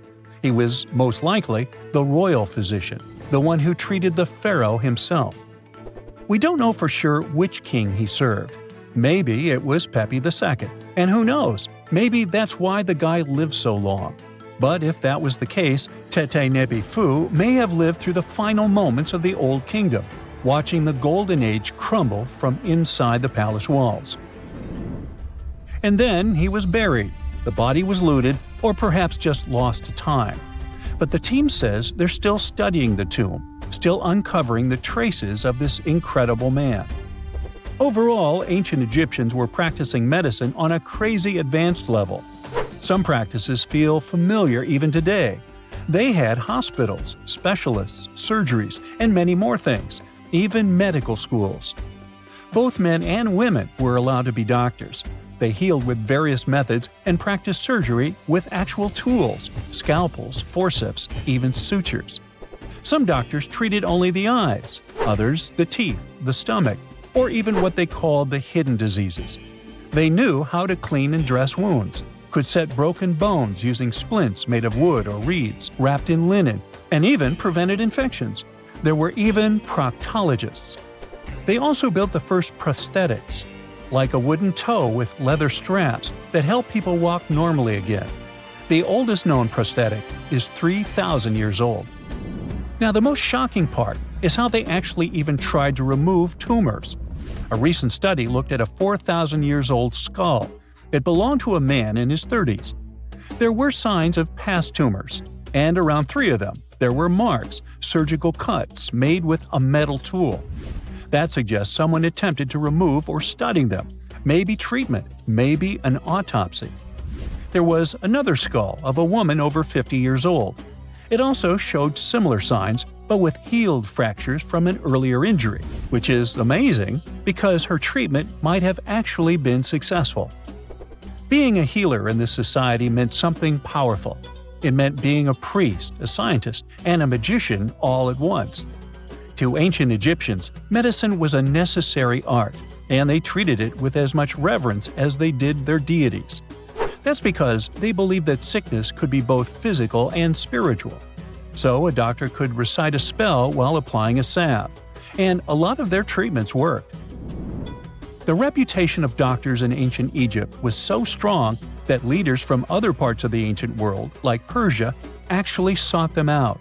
Even Homer, the Greek poet, once said the Egyptians were the most skilled healers of all. Of course, their understanding of the human body wasn't perfect. For example, they thought the heart controlled thought and emotion. They also didn't know what the brain really did.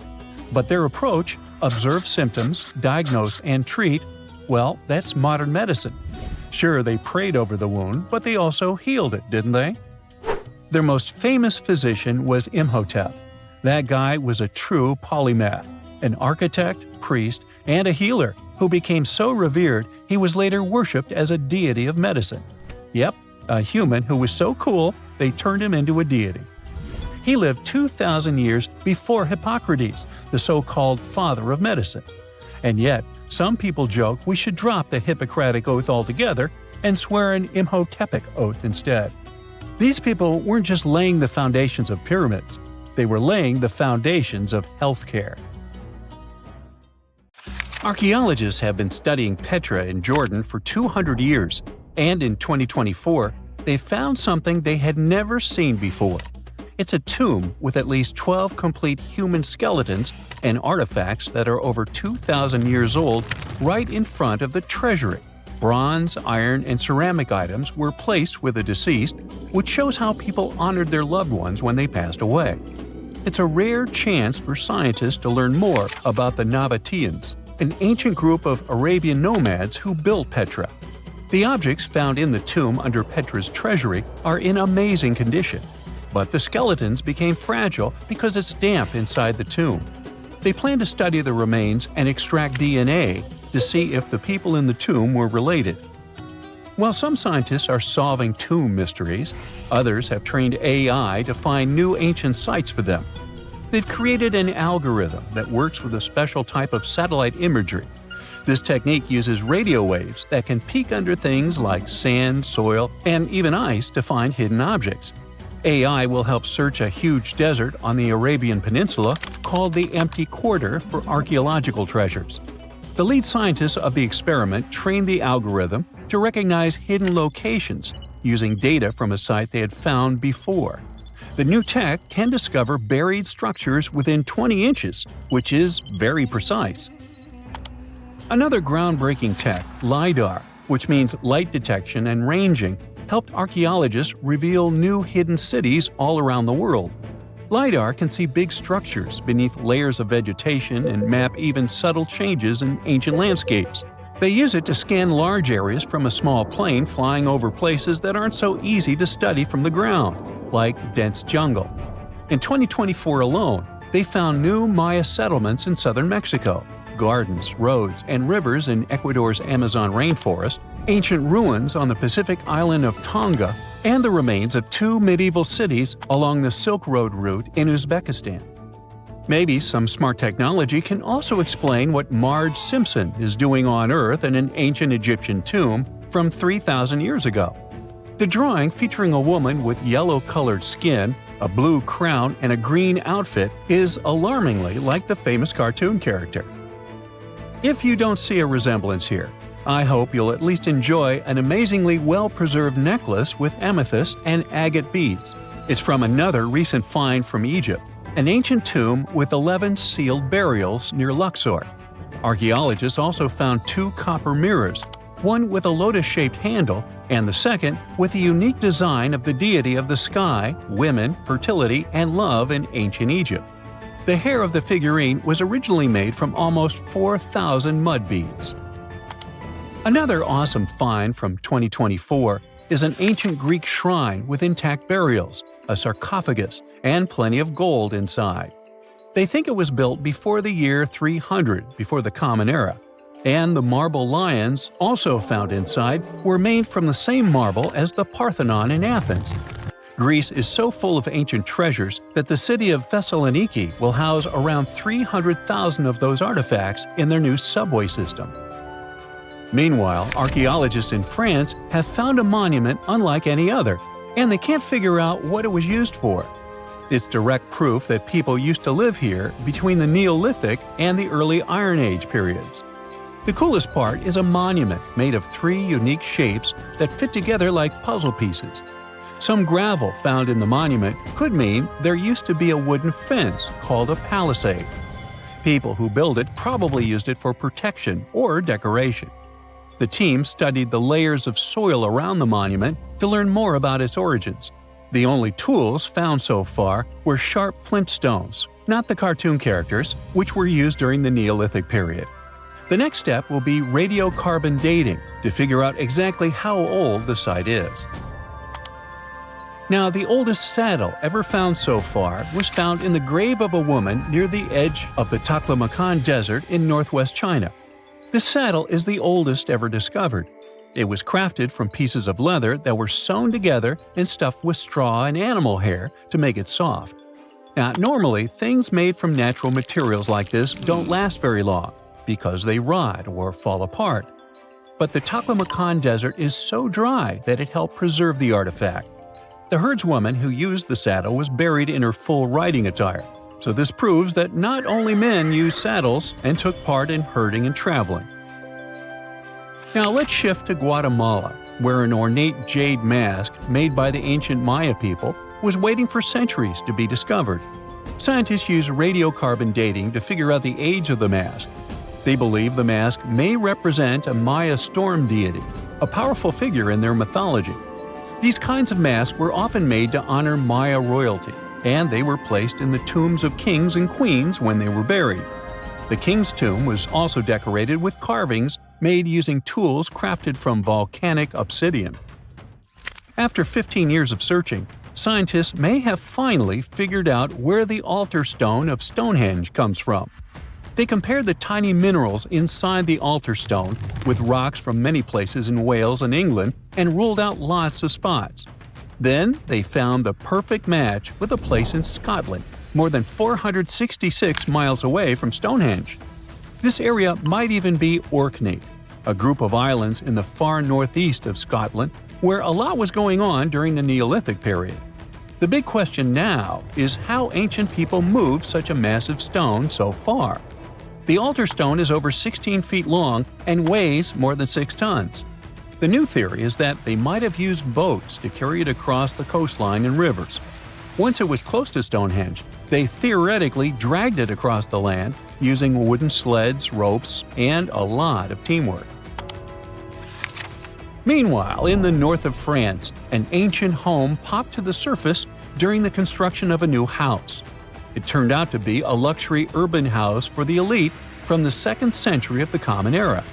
The inside of the house was destroyed by a fire, but under the destroyed layer, there are beautiful, real-size fresco paintings. Turkish archaeologists unearthed the arm and foot bones of elephants that lived around 9 million years ago. They also found fossils of early horses, giraffes, and even saber-toothed cats. They've already identified 43 distinct types of animals from this site and collected more than 4,000 fossils.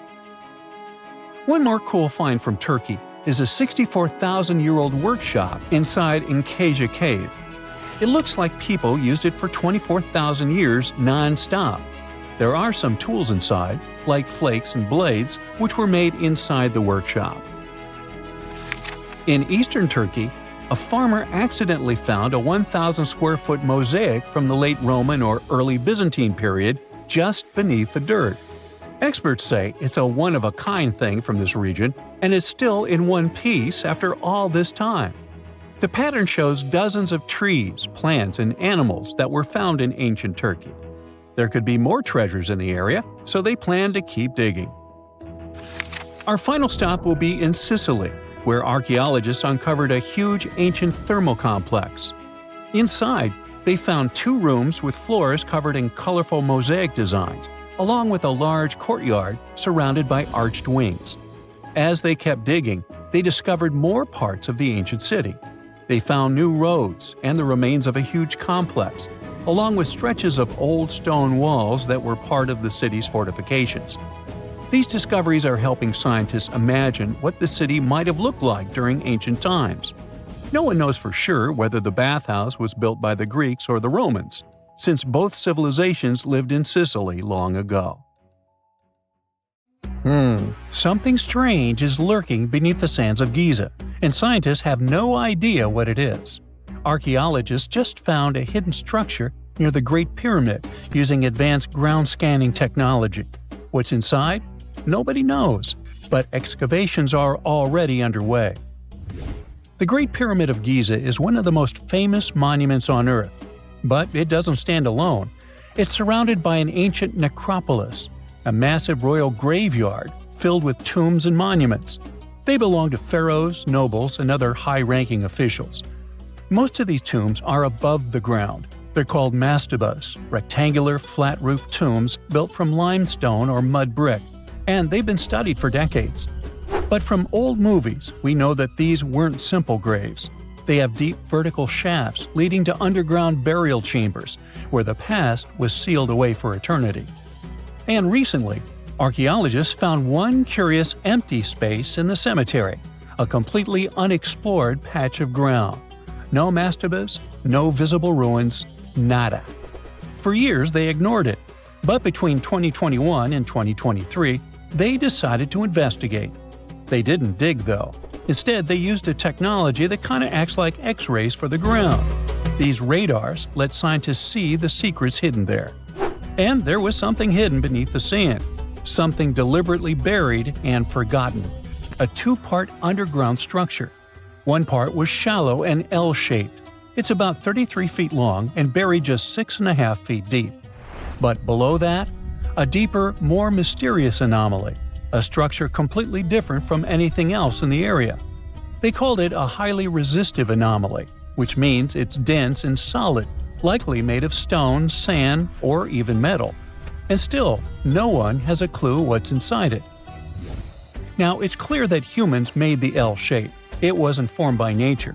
And the shallower structure might have been an entrance to whatever is hidden below. But they only have some theories about what might be hidden there. It's also filled with sand and gravel. It was probably deliberately backfilled after its construction, perhaps to preserve this. Why? Well, we don't know yet. The archaeological team will need to excavate to understand what exactly this thing was and why it was built. The first guess is a lost burial chamber. Many tombs in Giza have underground burial sites, but most have clear surface markers. This one, for some reason, has nothing, but it could be one of them. The second guess is an ancient offering chapel. Egyptologists know that some chapels were built in this shape, but usually they were above ground, not buried like this. And finally, it might be something we've never seen before. If this turns out to be a new type of structure, it could rewrite what we know about the burials of pharaohs. The only way to know for sure is to dig it up, and that's exactly what's happening right now. Excavations are already underway. Archaeologists are racing against time to uncover the truth. But there's a real danger there too. Giza's fragile ancient structures need to be handled carefully. Otherwise, they could be damaged beyond repair. So all we can do is wait for the truth. Now, these tombs always held fascinating mysteries. Unfortunately, we'll never learn tons of these mysteries because of some relentless tomb robbers. Egyptian tombs were built to guard the bodies for eternity. But that absolutely didn't stop people from breaking in and stealing everything valuable inside. They've been bothering these ancient sites for thousands of years, starting way back in Pharaoh's times. Many of the most famous tombs, including those in Giza, Saqqara, and the Valley of the Kings, were looted. It was a common practice in ancient Egypt. And they were serious about this whole thing. They dug secret tunnels to bypass traps and walls, bribed or threatened tomb workers to get inside knowledge, cracked open sarcophagi to grab gold, jewelry, and artifacts. And by the time modern archaeologists got to most of these tombs, they had already been picked clean. The reigning pharaohs got tired of this infuriating nonsense. The Valley of the Kings, the famous burial ground of Egyptian royalty, was supposed to be the ultimate safe zone. Tombs were built deep underground, hidden in the desert. Passages were sealed with giant stone blocks. False doors and traps were added to confuse thieves. Even curses were written on the walls, warnings of horrible endings for anyone who dared to disturb the tomb, which is exactly where we got all those horror stories about mummies from. Spoiler alert, none of it worked. Most tombs in the Valley of the Kings were fully robbed within 100 years of being sealed. Even King Tutankhamun's tomb, one of the most famous in history, was broken into twice in ancient times. Some of them decided to try and fight back. The New Kingdom rulers built hidden unmarked tombs in a way that should have prevented the looters from finding them, but didn't work. Some pharaohs, like Ramses II, were moved in secret to prevent their bodies from being stolen. Nope, didn't matter. The grave robbers always won. That's because tomb raiders weren't just random thieves. They were skilled, organized, and well-connected. They knew exactly where to look. Many were the ones who had built these sites in the first place, and they knew where the entrances were. If they couldn't smash through the doors, they'd dig through the walls, floors, and even ceilings to break inside. They also worked fast, often within a few years after the tombs were sealed, before anyone forgot where the valuable stuff was. The Khufu's pyramid, the one that's next to this newly discovered structure, was looted long before modern times. The one thing left inside when explorers got there? An empty granite box where the sarcophagus used to be. Unfortunately, it's not just about gold. History itself gets stolen during these raids. Ancient Egyptians wrote detailed records of what exactly and where they buried. So when archaeologists compare these lists to what's found, they can see what's missing, which is often everything valuable. Most artifacts don't end up in museums. They just disappear into private collections, where they can never be studied again. Which is, of course, completely unfair. In fact, a few countries have had enough and started passing laws to take historical artifacts back from private collectors. In Italy, if you own an ancient Roman artifact, you must prove you got it legally. China is actively hunting down stolen artifacts, and they must find ways to retrieve it back from the Western collectors. In Egypt, they passed new laws making it illegal for private citizens to own any ancient Egyptian artifacts at all. Other countries, like the US, the UK, Germany, or Switzerland, are completely fine with rich guys owning their history. The British Museum is built on looted things. European empires invaded half the planet and took whatever they wanted back home. Their museums are often full of such stolen artifacts, and unfortunately, they refuse to give most of them back. For example, the Rosetta Stone. It was taken from Egypt by Napoleon's army, then stolen again by the British after they beat the French. Egypt has been demanding to return for years, but they still can't get it back. Or the Parthenon marbles. These magnificent massive Greek structures were taken from the Parthenon in Athens by a British lord in the 19th century. Greece has been begging for them back ever since, but the UK doesn't feel like it.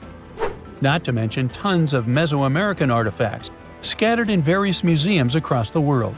European explorers raided Mayan and Aztec temples, took statues, jewelry, and sacred objects, and now Mexico is fighting to get them back. Well, wouldn't it be surprising even if this mysterious underground chamber has somehow been looted already? But if it's a newly found place, could it be one of the few that escaped the hands of grave robbers? Could there still be ancient artifacts, untouched for 4,500 years? We can only hope that those guys didn't get there first. Big news! Santa is real, and he looks like this.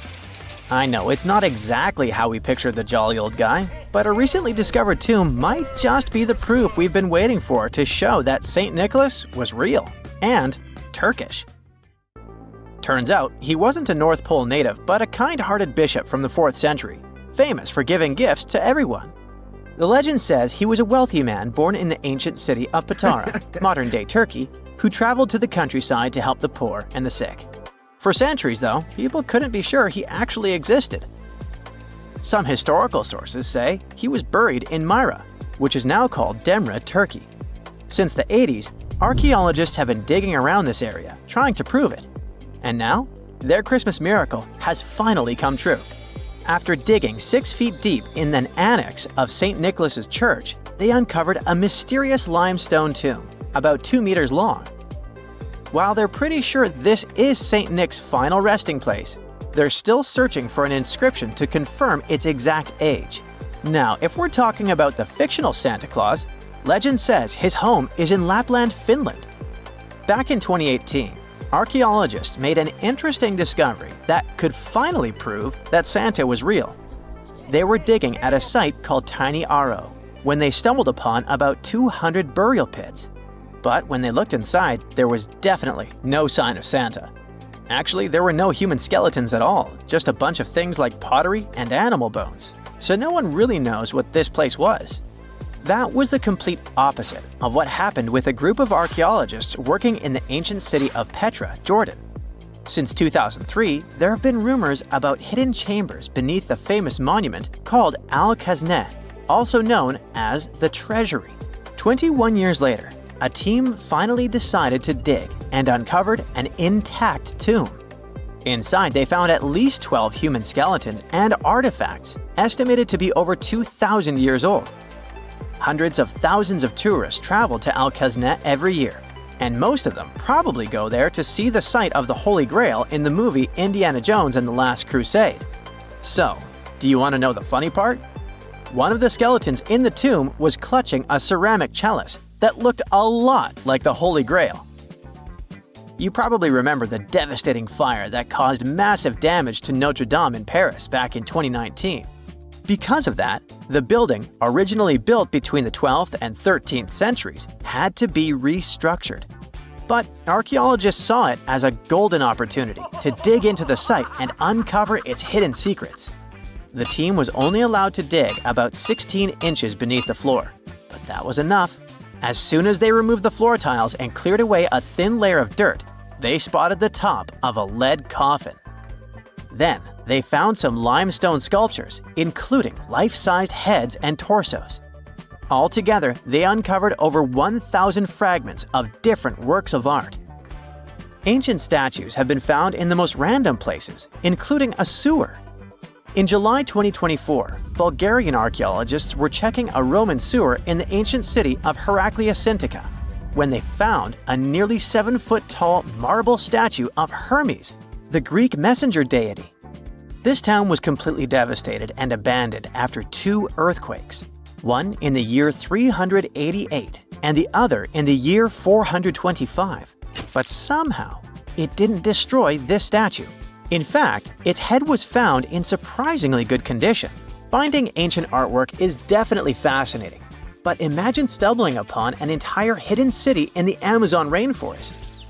Using high-tech lasers, researchers uncovered a lost civilization with thousands of structures and a whole network of roads, canals, and houses, all buried beneath the dense jungle. This city was built around 2,500 years ago, in an area located in the shadow of a volcano, which, by the way, could have erupted and destroyed this civilization at some point. It's hard to say exactly how many people live there, but experts estimate they stayed up there for about 1,000 years. This discovery proves ancient people also had huge organized cities in the middle of the Amazon. A similar thing happened in Campeche in southern Mexico. An archaeologist was doing some research on the internet when he accidentally discovered a hidden Maya city. This area, now called Valeriana, was huge, about the size of Edinburgh, the capital of Scotland. It had pyramids, sports fields, amphitheaters, and paths connecting different districts. Thanks to satellite images, archaeologists uncovered an entire unknown civilization from the Bronze Age. They were checking out aerial images when they discovered 100 prehistoric settlements in the Pannonian Plain, a region that includes parts of what's now Serbia and Hungary. The people who lived there are now known as the Titsa Site Group, and it looks like they were a pretty well-organized society, skilled at growing food, hunting, and fishing. Google Earth helped a team to uncover a mysterious set of 400 ancient gates in Saudi Arabia. These gates, scattered across the desert, are thought to be from thousands of years ago. They're made of stone and arranged in weird formations that have left archaeologists scratching their heads. I mean, they don't look like they were meant for funerals, and they don't seem like structures where people lived. So, we still have no idea what they are. Technology is really changing archaeology. Thanks to artificial intelligence and, well, a $1 million prize, we've finally been able to decipher part of an unreadable and super damaged ancient scroll. The Herculaneum scrolls were discovered by workers digging up the ancient town of Herculaneum near Pompeii in 1752. But their condition was so bad that, for years, they were considered indecipherable. Thankfully, AI has helped unveil their secrets. Based on the studies so far, experts believe that one of these scrolls was written by a philosopher who valued pleasures, like music and food, above all else. No doubt, Stonehenge in England is one of the most mysterious places on Earth. Some theories even suggest it was built by extraterrestrials. After more than a century of research, archaeologists are still figuring out how it came together. See that big altar in the middle? Turns out it came all the way from Scotland. And that's pretty wild, considering this massive sandstone block weighs over 6 tons, and the people who built Stonehenge more than 4,000 years ago didn't have the luxury of wheels or modern tools. We can find some pretty amazing stuff in the oceans too. In 2013, a mysterious shipwreck was found about 20 feet underwater off the coast of Kenya. At the time, no one knew where it came from, but now, researchers are pretty sure this could be a ship from Vasco da Gama's fleet. You know, the famous Portuguese navigator, best known for being the first to sail from Europe to India by rounding Africa's Cape of Good Hope. If it's confirmed, this shipwreck could be one of the earliest European shipwrecks in the Indian Ocean. Ancient treasures can take many forms, including a bottle. Recently, archaeologists in Norway uncovered a 150-year-old message in a bottle during an excavation of a Viking burial mound. The bottle contained a letter written by Anders Lorange, an archaeologist who worked on the site back in the 1800s, along with his business card and a few coins wrapped in paper. The letter gave some details about the excavation, though it seems Lorange got a few things wrong, like the exact number of Viking shields discovered. At the end of the letter, he wrote a personal note in runic script, "Emma Gade, my girlfriend." So it gave us not only insights into history, but also a peek into his love life. A girl, once and beautiful, ended up in a grave with a huge sickle across her neck. There were no signs of violence, no indications of any actual crime. Yet, someone was clearly terrified when they forced her into that grave. So scared that they even placed a padlock on the big toe of her left foot. They wanted her to stay in the tomb once and for all, fearing she might rise and take revenge on them. So, a whole community turned against a young lady who wasn't even over 20 years old, deeming her to be of ultimate danger. Do you see what I'm driving at? Let's test your historical knowledge. Who has been feared throughout human history to such an extent that commoners couldn't shake off that lingering sense of dread, even after their passing? If you say witches, warlocks, and vampires, you'd be completely correct. Just a little hint here. If you can't overpower someone physically, you can do it supernaturally. Well, that's at least what people used to think back in the 17th century. Not only was there a sickle and a padlock, but there were also signs of an attempt to twist the girl's corpse in the grave and turn it face down. This attempt had failed, leaving her spine buckled and twisted. By the way, the padlock wasn't necessarily meant to lock a vampire. It was more likely a talisman against evil spirits. That's a peculiar and, let's face it, very cruel way to bury someone. Yet it was a common practice for creating anti-vampire burial sites. The methods for preventing vampires from rising were quite elaborate. First off, let me introduce a term. Anti-vampire graves, known as revenant graves, date back thousands of years and have been found in various locations across Europe. Europe, you heard that right. Now before you say, hey, vampires are a Romanian thing, Dracula, duh, let me convince you otherwise. They are a part of all European folklore, meaning you can find references to them throughout Europe. With new settlements in America, vampire lore spread there too, eventually turning into the Twilight Saga. These anti-vampire burials are characterized by evidence of precautions taken to prevent those who bit the dust from rising. Such measures could include placing large stones on the deceased's legs or even piercing the body with a lance to fix it to the ground. To be completely safe, they could also consider removing the head from the torso. So, burying the body face down, cutting off the head, and pressing the body with a stone were the methods used to keep someone believed to be a demonic being from leaving the grave. Let's return to the poor lady, or rather, the girl. A couple of archaeologists, Dariusz Poliński and his partner, Magna Durodzka, who happened to be partners in both crime and life, stumbled upon her grave. Strangely, all of her 206 bones remained untouched. Yet no gravestone, no name, nothing. Just a lonely grave on a hill in northern Poland. Poliński, a professor of archaeology, and Zagrodzka began piecing together the story of the woman they eventually named Zosia. Carbon dating suggested she had been about 18 years old and had passed away about 350 years ago during a chaotic time in Poland's history. There is little documentation about this graveyard, which seemed to serve as a resting place for individuals marginalized by the community. Was Zosia a poor girl who had been marginalized because life forced her into the worst situation a lady could face? Not really. As the archaeologists delved deeper, they stumbled upon some hints that indicated she might have hailed from a rich family. Her burial featured a stylish bonnet, and the delicate silk along with shiny silver and gold threads found with it suggested that it was part of an elegant headdress. This all pointed to the idea that she had some serious status or wealth. But the way she was buried indicated her outsider status in the village of Pien. Perhaps her presence there was unwanted, hence the idea of her being a vampire, backed up by the manner in which she was forced into the grave and held there. By analyzing the structure of her skull and extricating DNA from her skeleton, scientists created a reconstruction of what her face might have looked like. The specialists meticulously reshaped Zosia's likeness using modeling clay on a 3D printed model of her skull, which proved to be a deeply moving experience. They remarked that while they often worked on face reconstructions, in this case, they also sought to restore her dignity.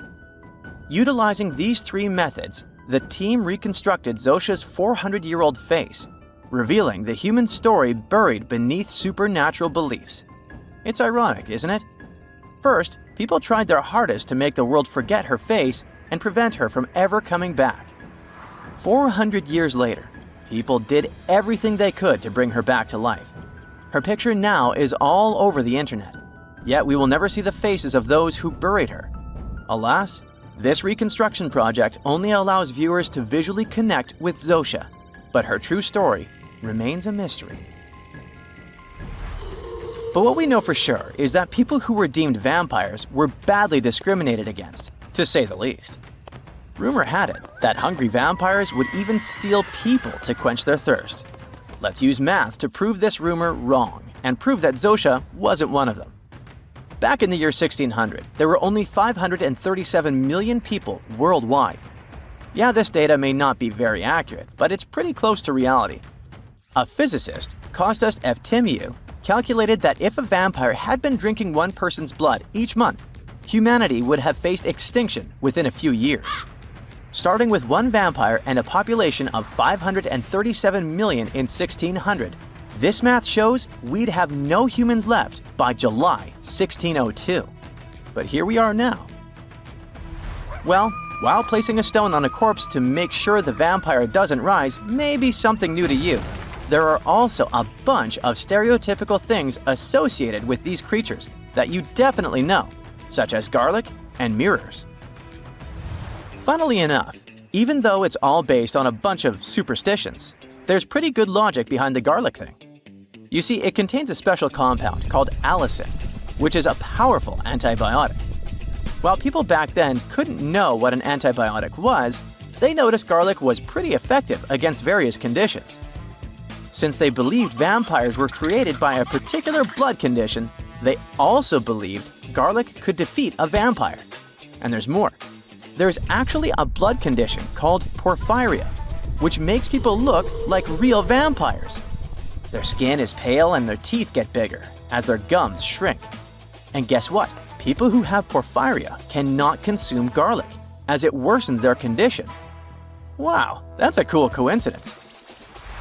The next superstition is a bit fresher, and it's about vampires avoiding mirrors. The first known reference to the mirrors comes from the book Dracula in 1897. But why wouldn't a vampire show a reflection? Simple. Before the plastic era we live in, mirrors were traditionally backed with silver. Silver was commonly believed to repel evil spirits, possibly because it has antimicrobial properties.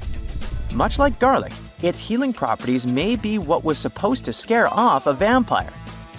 Another reason why suspected vampires may have avoided mirrors is the changes to their appearance from conditions commonly confused with vampirism, like porphyria and rabies. People afflicted with these conditions may have avoided looking in mirrors for that reason, causing others to assume that vampires avoided mirrors. But if you ever met a vampire and these methods don't repel it, I have one more trick for you. Ask the potential vampire to count. It can be spilled grains, seeds, or even the holes in the fishing net if you happen to have one. Vampires are into math, so they'll stop to count, delaying them until sunrise. And we all know that vampires don't do well in sunlight. Ironically, it's Count Von Count, a vampire who teaches us how to count on Sesame Street. You are lost deep within the jungle in the Yucatan Peninsula in Mexico. There are strange noises all around you, and to make it worse, the sun is setting. Soon, you'll be alone in the middle of an unknown rainforest. Guess it was a pretty bad idea to come looking for El Dorado on your own, wasn't it? You keep walking as fast as you can when suddenly, wait! What's this you're seeing? It looks like large stairways made out of stone. This definitely doesn't look natural, so you take a picture. Maybe you didn't strike gold, but you might have just found something relevant. Congratulations! You found Akamtun, a long-lost Mayan city. Hidden 37 miles into the jungle, the name literally translates to stone column. Stone was probably in at the time, so these guys used a lot of it to build their pyramids, houses, and even ball courts. If you ever thought that Europeans invented ball games, think twice. Mayans loved to play ball games for recreational purposes. Akamtun is part of a series of other long-lost Mayan cities that are being discovered with the help of new technology nowadays. We'll talk more about the other ones in a jiffy. Perhaps the biggest surprise of this one is that it was surrounded by wetlands, which is why the city was built on high ground. The city was monumental, covering an area of over 120 acres. That would be as big as 90 football fields right next to each other. Scientists have found proof that Akamtun had pyramids of up to 49 feet high, and that it was likely an important social hub between 250 and 1000 CE. This is definitely a game changer. But lost Mayan cities began to be unearthed in the 19th century. Modern technologies, such as LiDAR imaging, help archaeologists see through dense canopies of the forests. This means that people don't really have to risk getting lost in the tropical jungle like you did at the beginning of this video. LiDAR works sort of like an X-ray. It sends out laser beams that can detect any signs of ruins or ancient constructions. According to space archaeologist Sarah Parchak, satellite imagery has been a key player in discovering ancient cities in South America, Egypt, and other places. Sarah herself spends most of her days scouring images for any signs of where there could have been cities long ago. She says that more often than not, what happens is that ruins are covered by vegetation, soil, or sand, which makes them super tricky to find. But thanks to these awesome tools, scientists also made the huge discovery of ancient Mayan causeways, which spread throughout old Mayan territories. I mean, take a look at these roadways. You'd expect to see ruins like this in places such as Portugal, England, or the United States. I'm talking about 130 feet wide roads painted white to help travelers journey through the nighttime. Scientists recently unearthed a 110-mile network of roads such as these, and they think this dates back to before the first registered Mayan highways we've known so far. These roadways, which sometimes ran over the swampy ground and were even elevated at times, are being called the world's first superhighways. Even if there is no registry of animal-powered vehicles, it's believed that the Maya used them to travel around a network of possible 964 settlements. They were built like a huge spiderweb, and from what archaeologists have gathered, this huge system of roads worked to connect a big system of economic and social interactions between Mayan cities. This completely debunks the traditional idea that the Mayan pre-classic period, which dates back to 2000 BCE, was made of small, tribal settlements. Imagine the manpower and engineering ability you need to muster to build something close to these white highways. Scientists believe that these causeways were built pretty much the same way as the Mayans built their pyramids, with a mixture of mud and quarry stone. Oh, and using several layers of limestone to make them white. That's pretty cool, right? But let's take a few steps back for a moment to get some context. The Mayans were one of the biggest pre-Columbian civilizations living in the Americas. Until now, experts believe that at its apex, the Mayan civilization consisted of over 40 cities with a population of millions of people. That's a lot of folks. Their civilization spanned Mexico's Yucatan Peninsula, Guatemala, and Belize. And they survived mainly on agriculture. The thing is, the Yucatan Peninsula was an extremely difficult place to grow crops. So the Mayans had to develop a complex irrigation system in most of their cities. They built a series of ceremonial buildings, pyramids, and plazas. The Mayans might have been keen pyramid builders, but they also developed an advanced astronomical system. With whatever ancient technology they had, they were able to predict the exact location of planets such as Venus and Mars, as well as the exact dates of eclipses. If you've ever seen examples of ancient Mayan cities, this is Tikal. Located at the heart of the Guatemalan jungle, Tikal is believed to have been the capital of the ancient Mayan conquest state. At its height, it was comparable in importance to cities such as London or New York in today's world. It's composed of a series of complex monuments. The North Acropolis is one of Tikal's most ancient complexes of monuments. Built solely by human hands around 350 BCE, it served as the resting place of kings and chiefs. Its monuments are up to 200 feet high. Back in the day, the step pyramid temples were painted a beautiful red. Mayans loved that color. Today, of course, you'll only see the limestone. Then there's Chichen Itza. It's got one of the best preserved pyramids on Earth to date. Located in Mexico's Yucatan state, this Mayan city is well over 1,500 years old. At its peak, it was home to 35,000 people. The site covers 4 square miles of land. The highlight is El Castillo, a tremendous step-like temple standing 80 feet above ground. Its most peculiar feature is that it has 91 steps up each of its 4 sides, including the upper platform, which makes for 365 steps, the same number of days as the solar year. You can see that these folks were a pretty big deal, huh? That's why nobody can really understand what happened to them. There's a big lack of evidence on the decline of this almighty empire. What could have been the cause of their demise? Was it a drought? New research in 2017 did bring some new discoveries into the mix. Using data from a site at Ceibal, located at southwest of Tikal, scientists analyzed radiocarbon data from ceramics and archaeological excavations to extract new information about the unexpected demise of this great civilization. The information shows that instead of a sudden collapse, the Mayans most likely fell in waves of social instability and political crises. These events are believed to have deteriorated Mayan city centers and began causing the dispersion of the Mayan population. It's hard to pinpoint the exact causes, though. But hey, recent discoveries are shedding a big light on humanity's past. Not only about the Mayan Empire, but about other long-lost civilizations of South America. A major recent discovery in Brazil was done using satellite imaging technology and is also shocking scientists. Some images from near the Xingu River, also in the Amazon, suggest that cities of millions of people might have existed inside the jungle, way before our modern civilization ever existed. I mean, if this doesn't shock you, I don't know what will.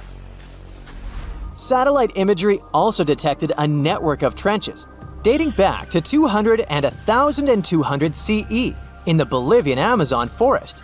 These proofs suggest settlements that could have supported around 60,000 people right in the middle of the Amazon forest.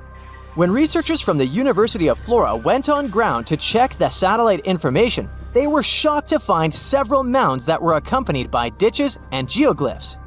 Archaeologists also found remnants of carefully designed walls centered around plazas, much like the type of construction done by the ancient Mayans. Clouds of blazing ash obscure the sun. The ground is shaking. People are running in different directions. A volcanic eruption has begun. And it started suddenly. A small, sunny coastal town is facing one of the most devastating natural disasters. The ash will settle. Lava will spill out of the volcano's mouth. And within a few hours, the ancient city of Pompeii will be in... Wait a minute. People get into cars and drive away. This is not Pompeii. This is a modern town. Huh? Is it possible for a city to get buried during an eruption today? Unfortunately, yes. Welcome to Montserrat, which is also called the Pompeii of the Caribbean. Montserrat is not a city. This is the British Overseas Territory in the Lesser Antilles, one of the Caribbean islands. It has the Soufriere Hills volcano that turned the lives of many residents of the capital, Plymouth, into a nightmare in 1995. But what kind of place is this, and why do people live here at all? The Montserrat area is not very big. It's about 6 times smaller than the Chicago area, and there aren't many people living here. Before 1995, the population of Montserrat was about 15,000 inhabitants.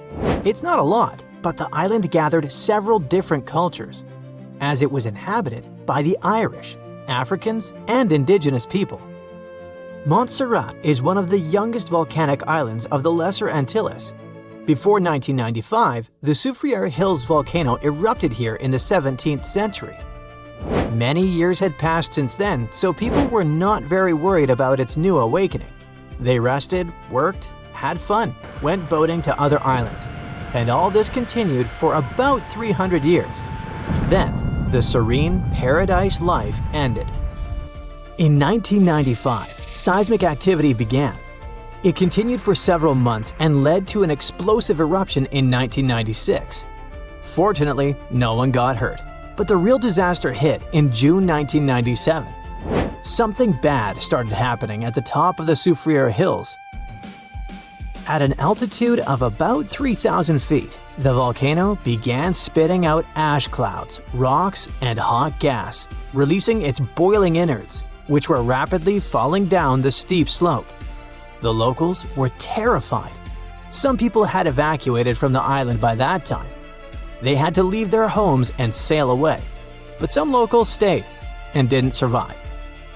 The pyroclastic flow destroyed many buildings, streets, and roads.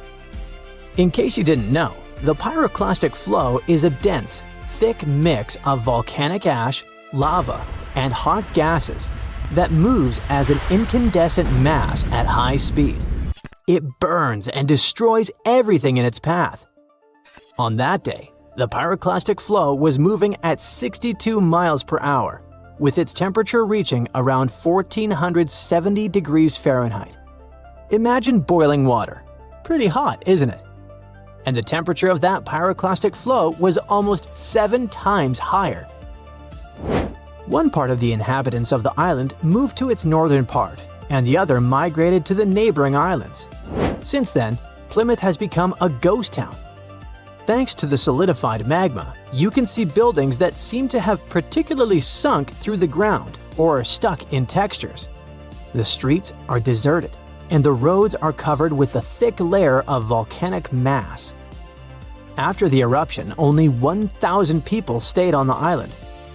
There are about 4,500 people living there now, all of them in the northern, safe part.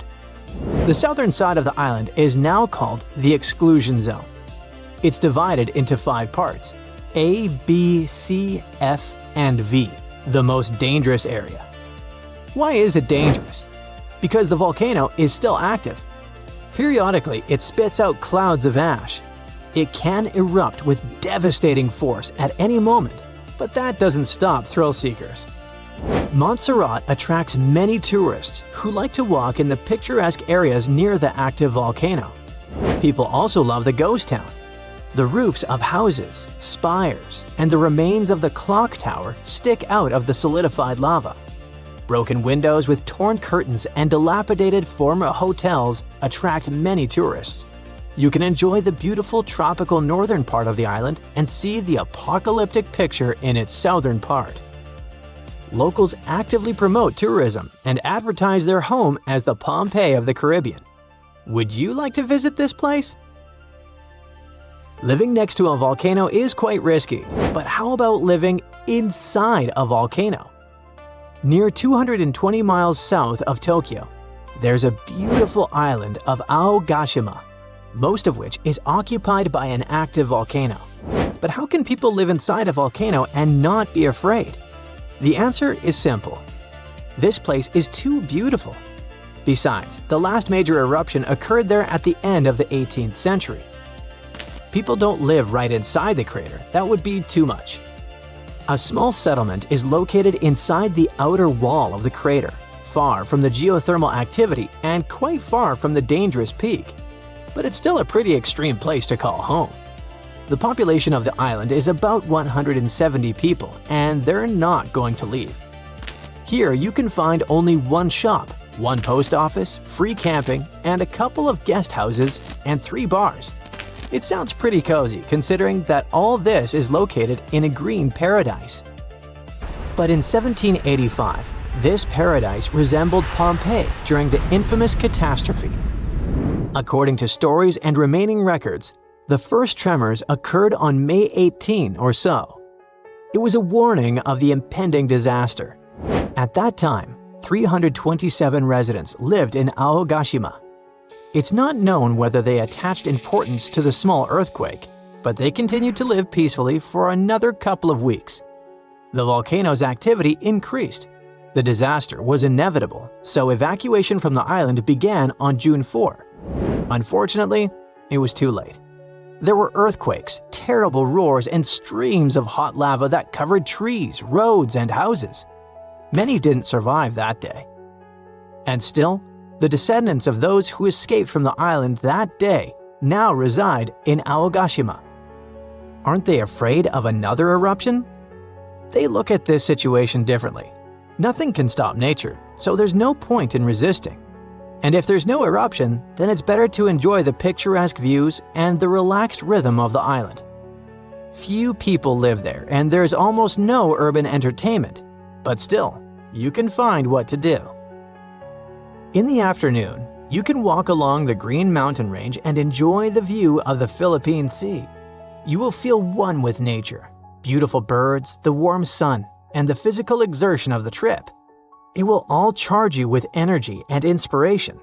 You can also go fishing, camping, or chat with the locals. At night, you can look at the stars. The night sky is perfect in Aogashima. Away from city lights, there's a low level of light pollution. A detailed star map can help you study celestial bodies without a telescope. Since the place is essentially an active volcano, you can find many geothermal springs there. One of the coolest and most popular places to visit is Aogashima Furiai. It's a sauna that uses volcanic energy to maintain high temperatures in the steam rooms. And outside the rooms, you can also find hot air vents for cooking. How about an omelet fried in volcanic heat? Sounds appealing. Of course, it's quite difficult to get to this place since Aogashima is a very remote island. You first need to get to the nearest larger island, Hachichojima. There are regular flights to it directly from Tokyo. You can also choose a more romantic trip and take an overnight ferry. It's only 2.5 hours by boat between Hachichojima and Aogashima. But if you've spent enough money, you can pay for a helicopter trip and spend a mere 20 minutes to get there. It wouldn't be surprising if you wanted to stay on the island forever after visiting it for the first time. A measured life in nature or the bustle of the concrete jungle? Which one would you choose? But don't forget that at any moment you can feel the ground tremble. But let's hope there won't be any eruptions soon. Egyptian archaeologists made an extraordinary discovery near Cairo just recently. Drumroll, please. The most ancient and most complete mummy yet discovered in the country.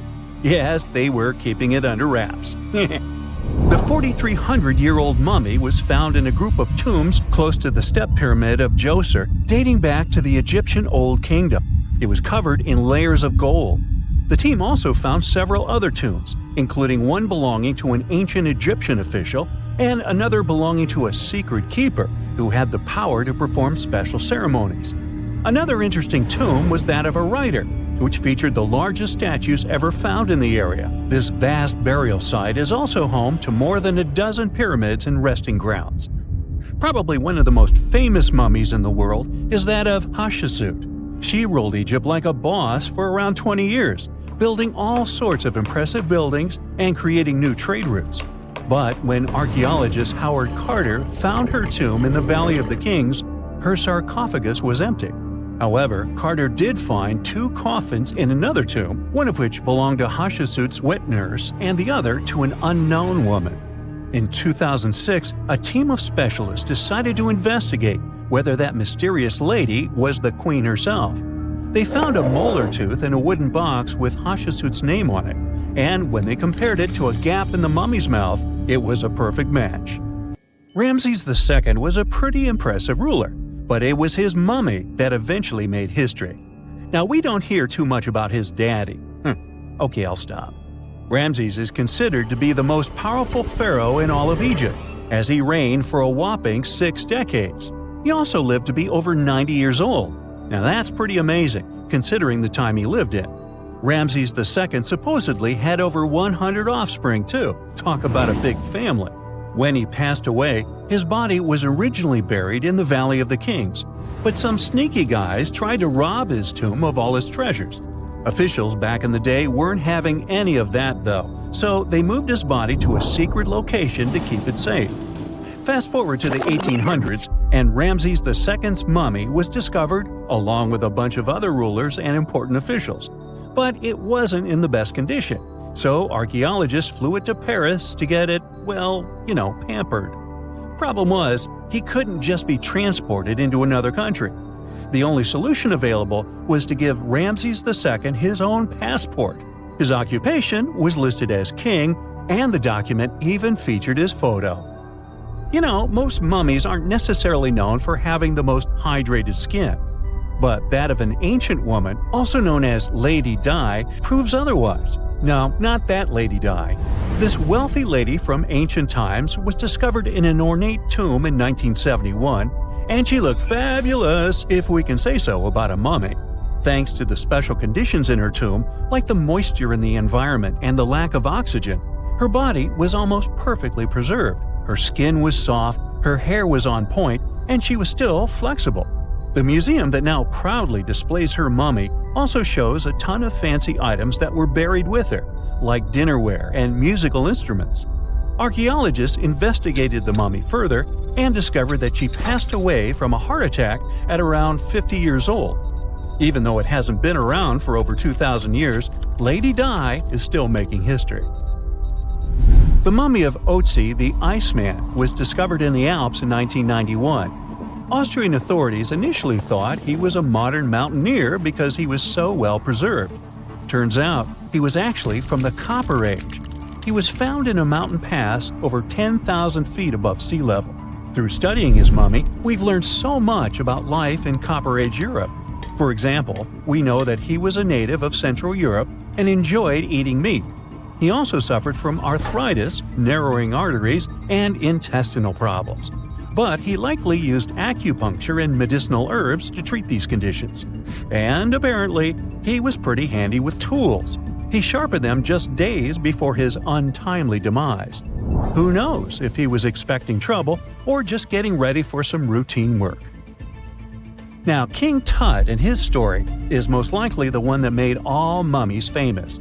This pharaoh passed away at the young age of 19, more than 3,000 years ago, but his mummy is still one of the most well-known in the world.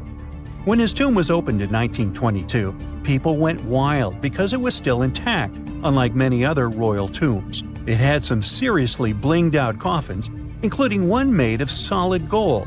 Not only did Tut's tomb give us a glimpse into ancient Egyptian history, but his mummy also taught us a lot about the time he lived in.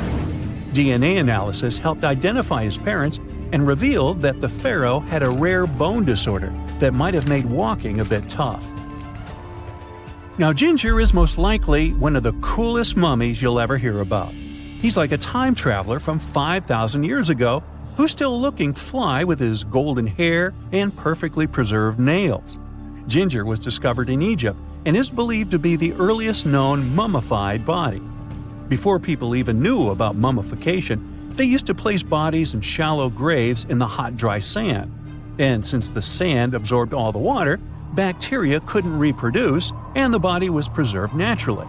Now, scientists are not sure if Ginger's preservation was intentional or not, but since he was buried with some pottery vessels, it's likely that whoever buried him knew some serious preservation techniques.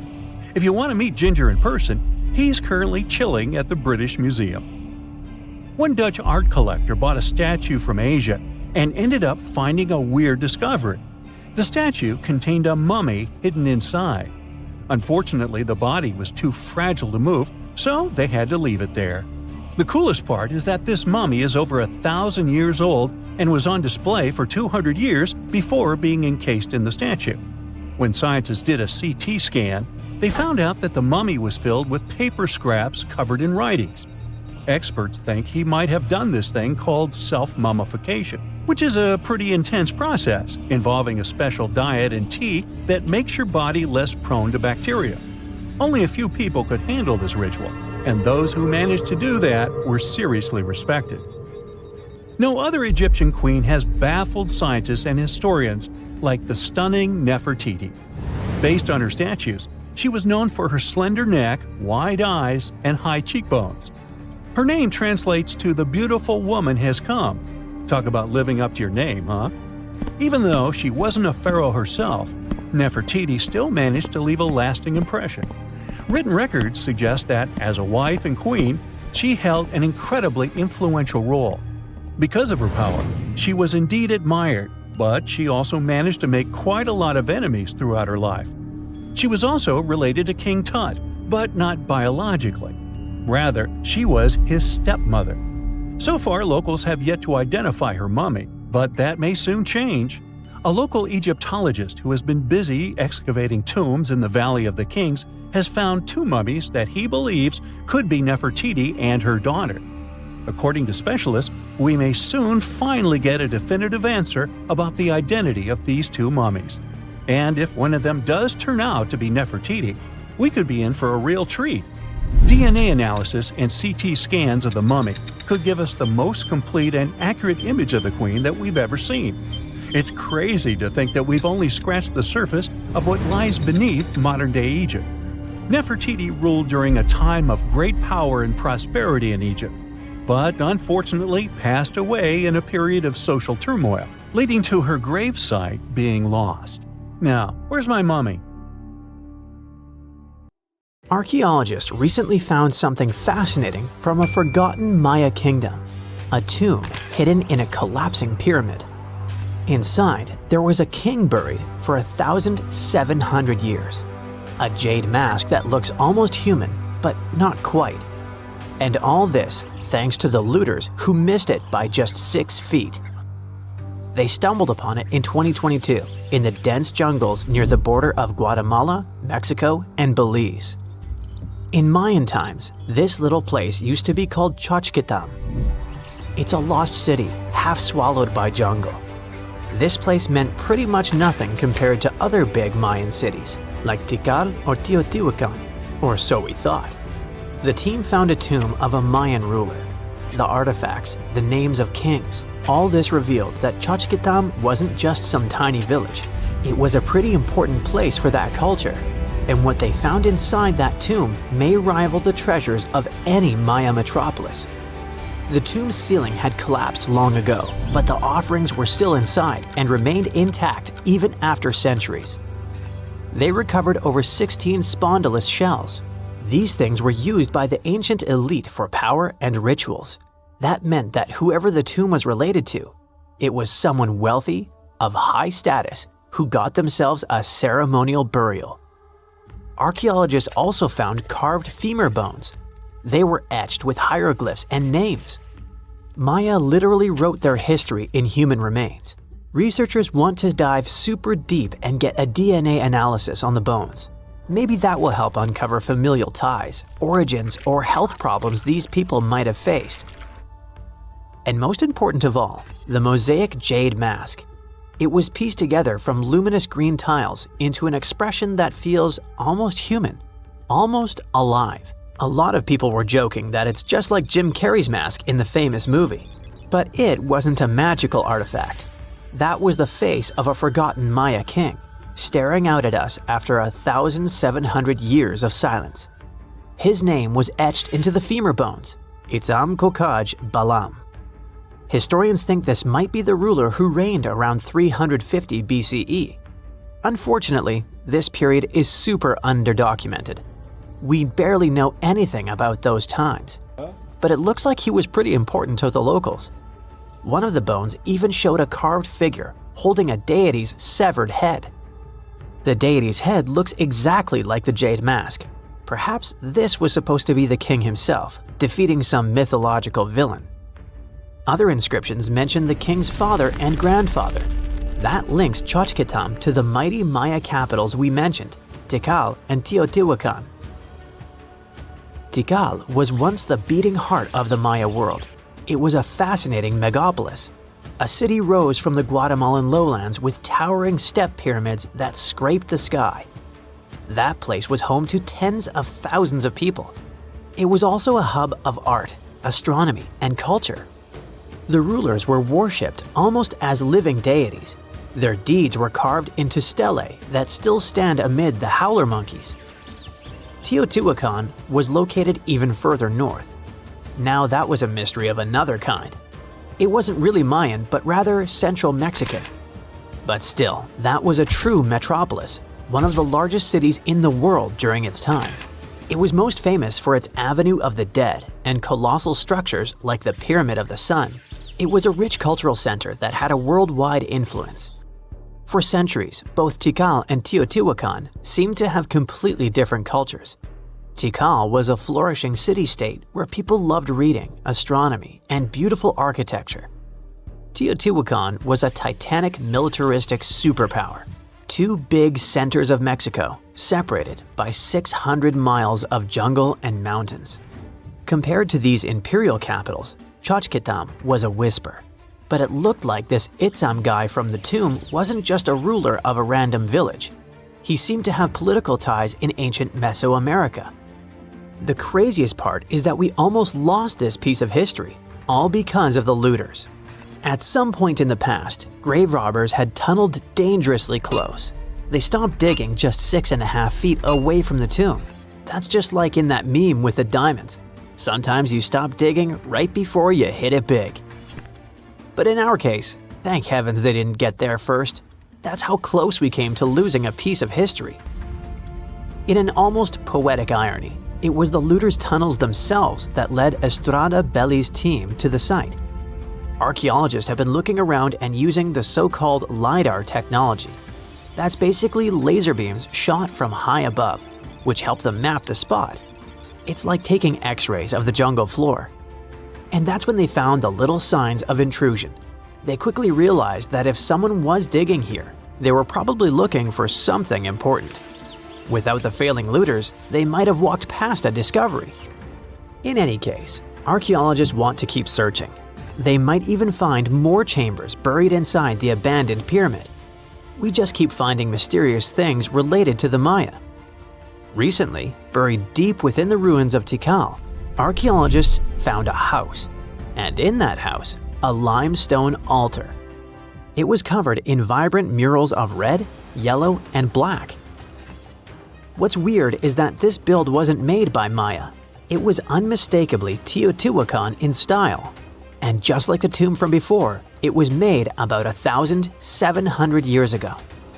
The altar was discovered inside a Maya-era residence known as Group 6DX7. It stood 3.5 by 6 feet right in the center of the home. That was very typical for Teotihuacan traditions. It bore a mural of the storm god that was also a central deity in the Teotihuacan pantheon. But this altar depicted no kings and no rulers. That's very weird. As we said, Maya worshipped and honored their dynasties and political power, putting them pretty much everywhere, like some merch. But instead, this altar worshipped the deities alone, and it did so in the heart of Maya's main capital, Tikal. When archaeologists dived deeper, they saw it as unmistakable proof that Teotihuacanos not only came to Tikal, they thrived there. This house wasn't some trade outpost. People actually lived in it. Teotihuacanos built homes, practiced their rituals, and left their deities behind in this city. And Maya seemed to be chill about that. Researchers think this was a home for some elite people from Teotihuacan, or maybe it belonged to Mayans who practiced Teotihuacano culture and deeply respected it. But it might be something darker than a simple, friendly multiculturalism. The two cities weren't in the best relationship. There was some tension, maybe even surveillance. The house and the altar were probably built around 300 to 400 BCE. That was a period when Tikal was rising in power. This might have caught the attention of the mighty empire to the north. It's almost as if Mayans poked the beast. By 400 to 450 BCE, that attention may have become something sinister. The altar could have actually been the symbol of domination. Had the Maya of Tikal truly welcomed their guests, or did they come here and bluntly started building foreign altars in sacred spaces? Did Teotihuacan use this as some kind of soft invasion? In that case, it would make sense for Mayans to destroy that place or vandalize it somehow. Mayans regularly buried their buildings and rebuilt on top of them. But for some reason, this altar remained untouched. Mayans found it and buried it with the surrounding buildings as they were.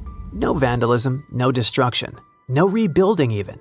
Looks like they had some complicated feelings about Teotihuacans. It was a time when cultures clashed, fused, overlapped, and possibly spied on each other. Perhaps one day we'll learn more about what really happened among these ancient civilizations. That's it for today. So hey, if you pacified your curiosity, then give the video a like and share it with your friends. Or if you want more, just click on these videos and stay on the bright side.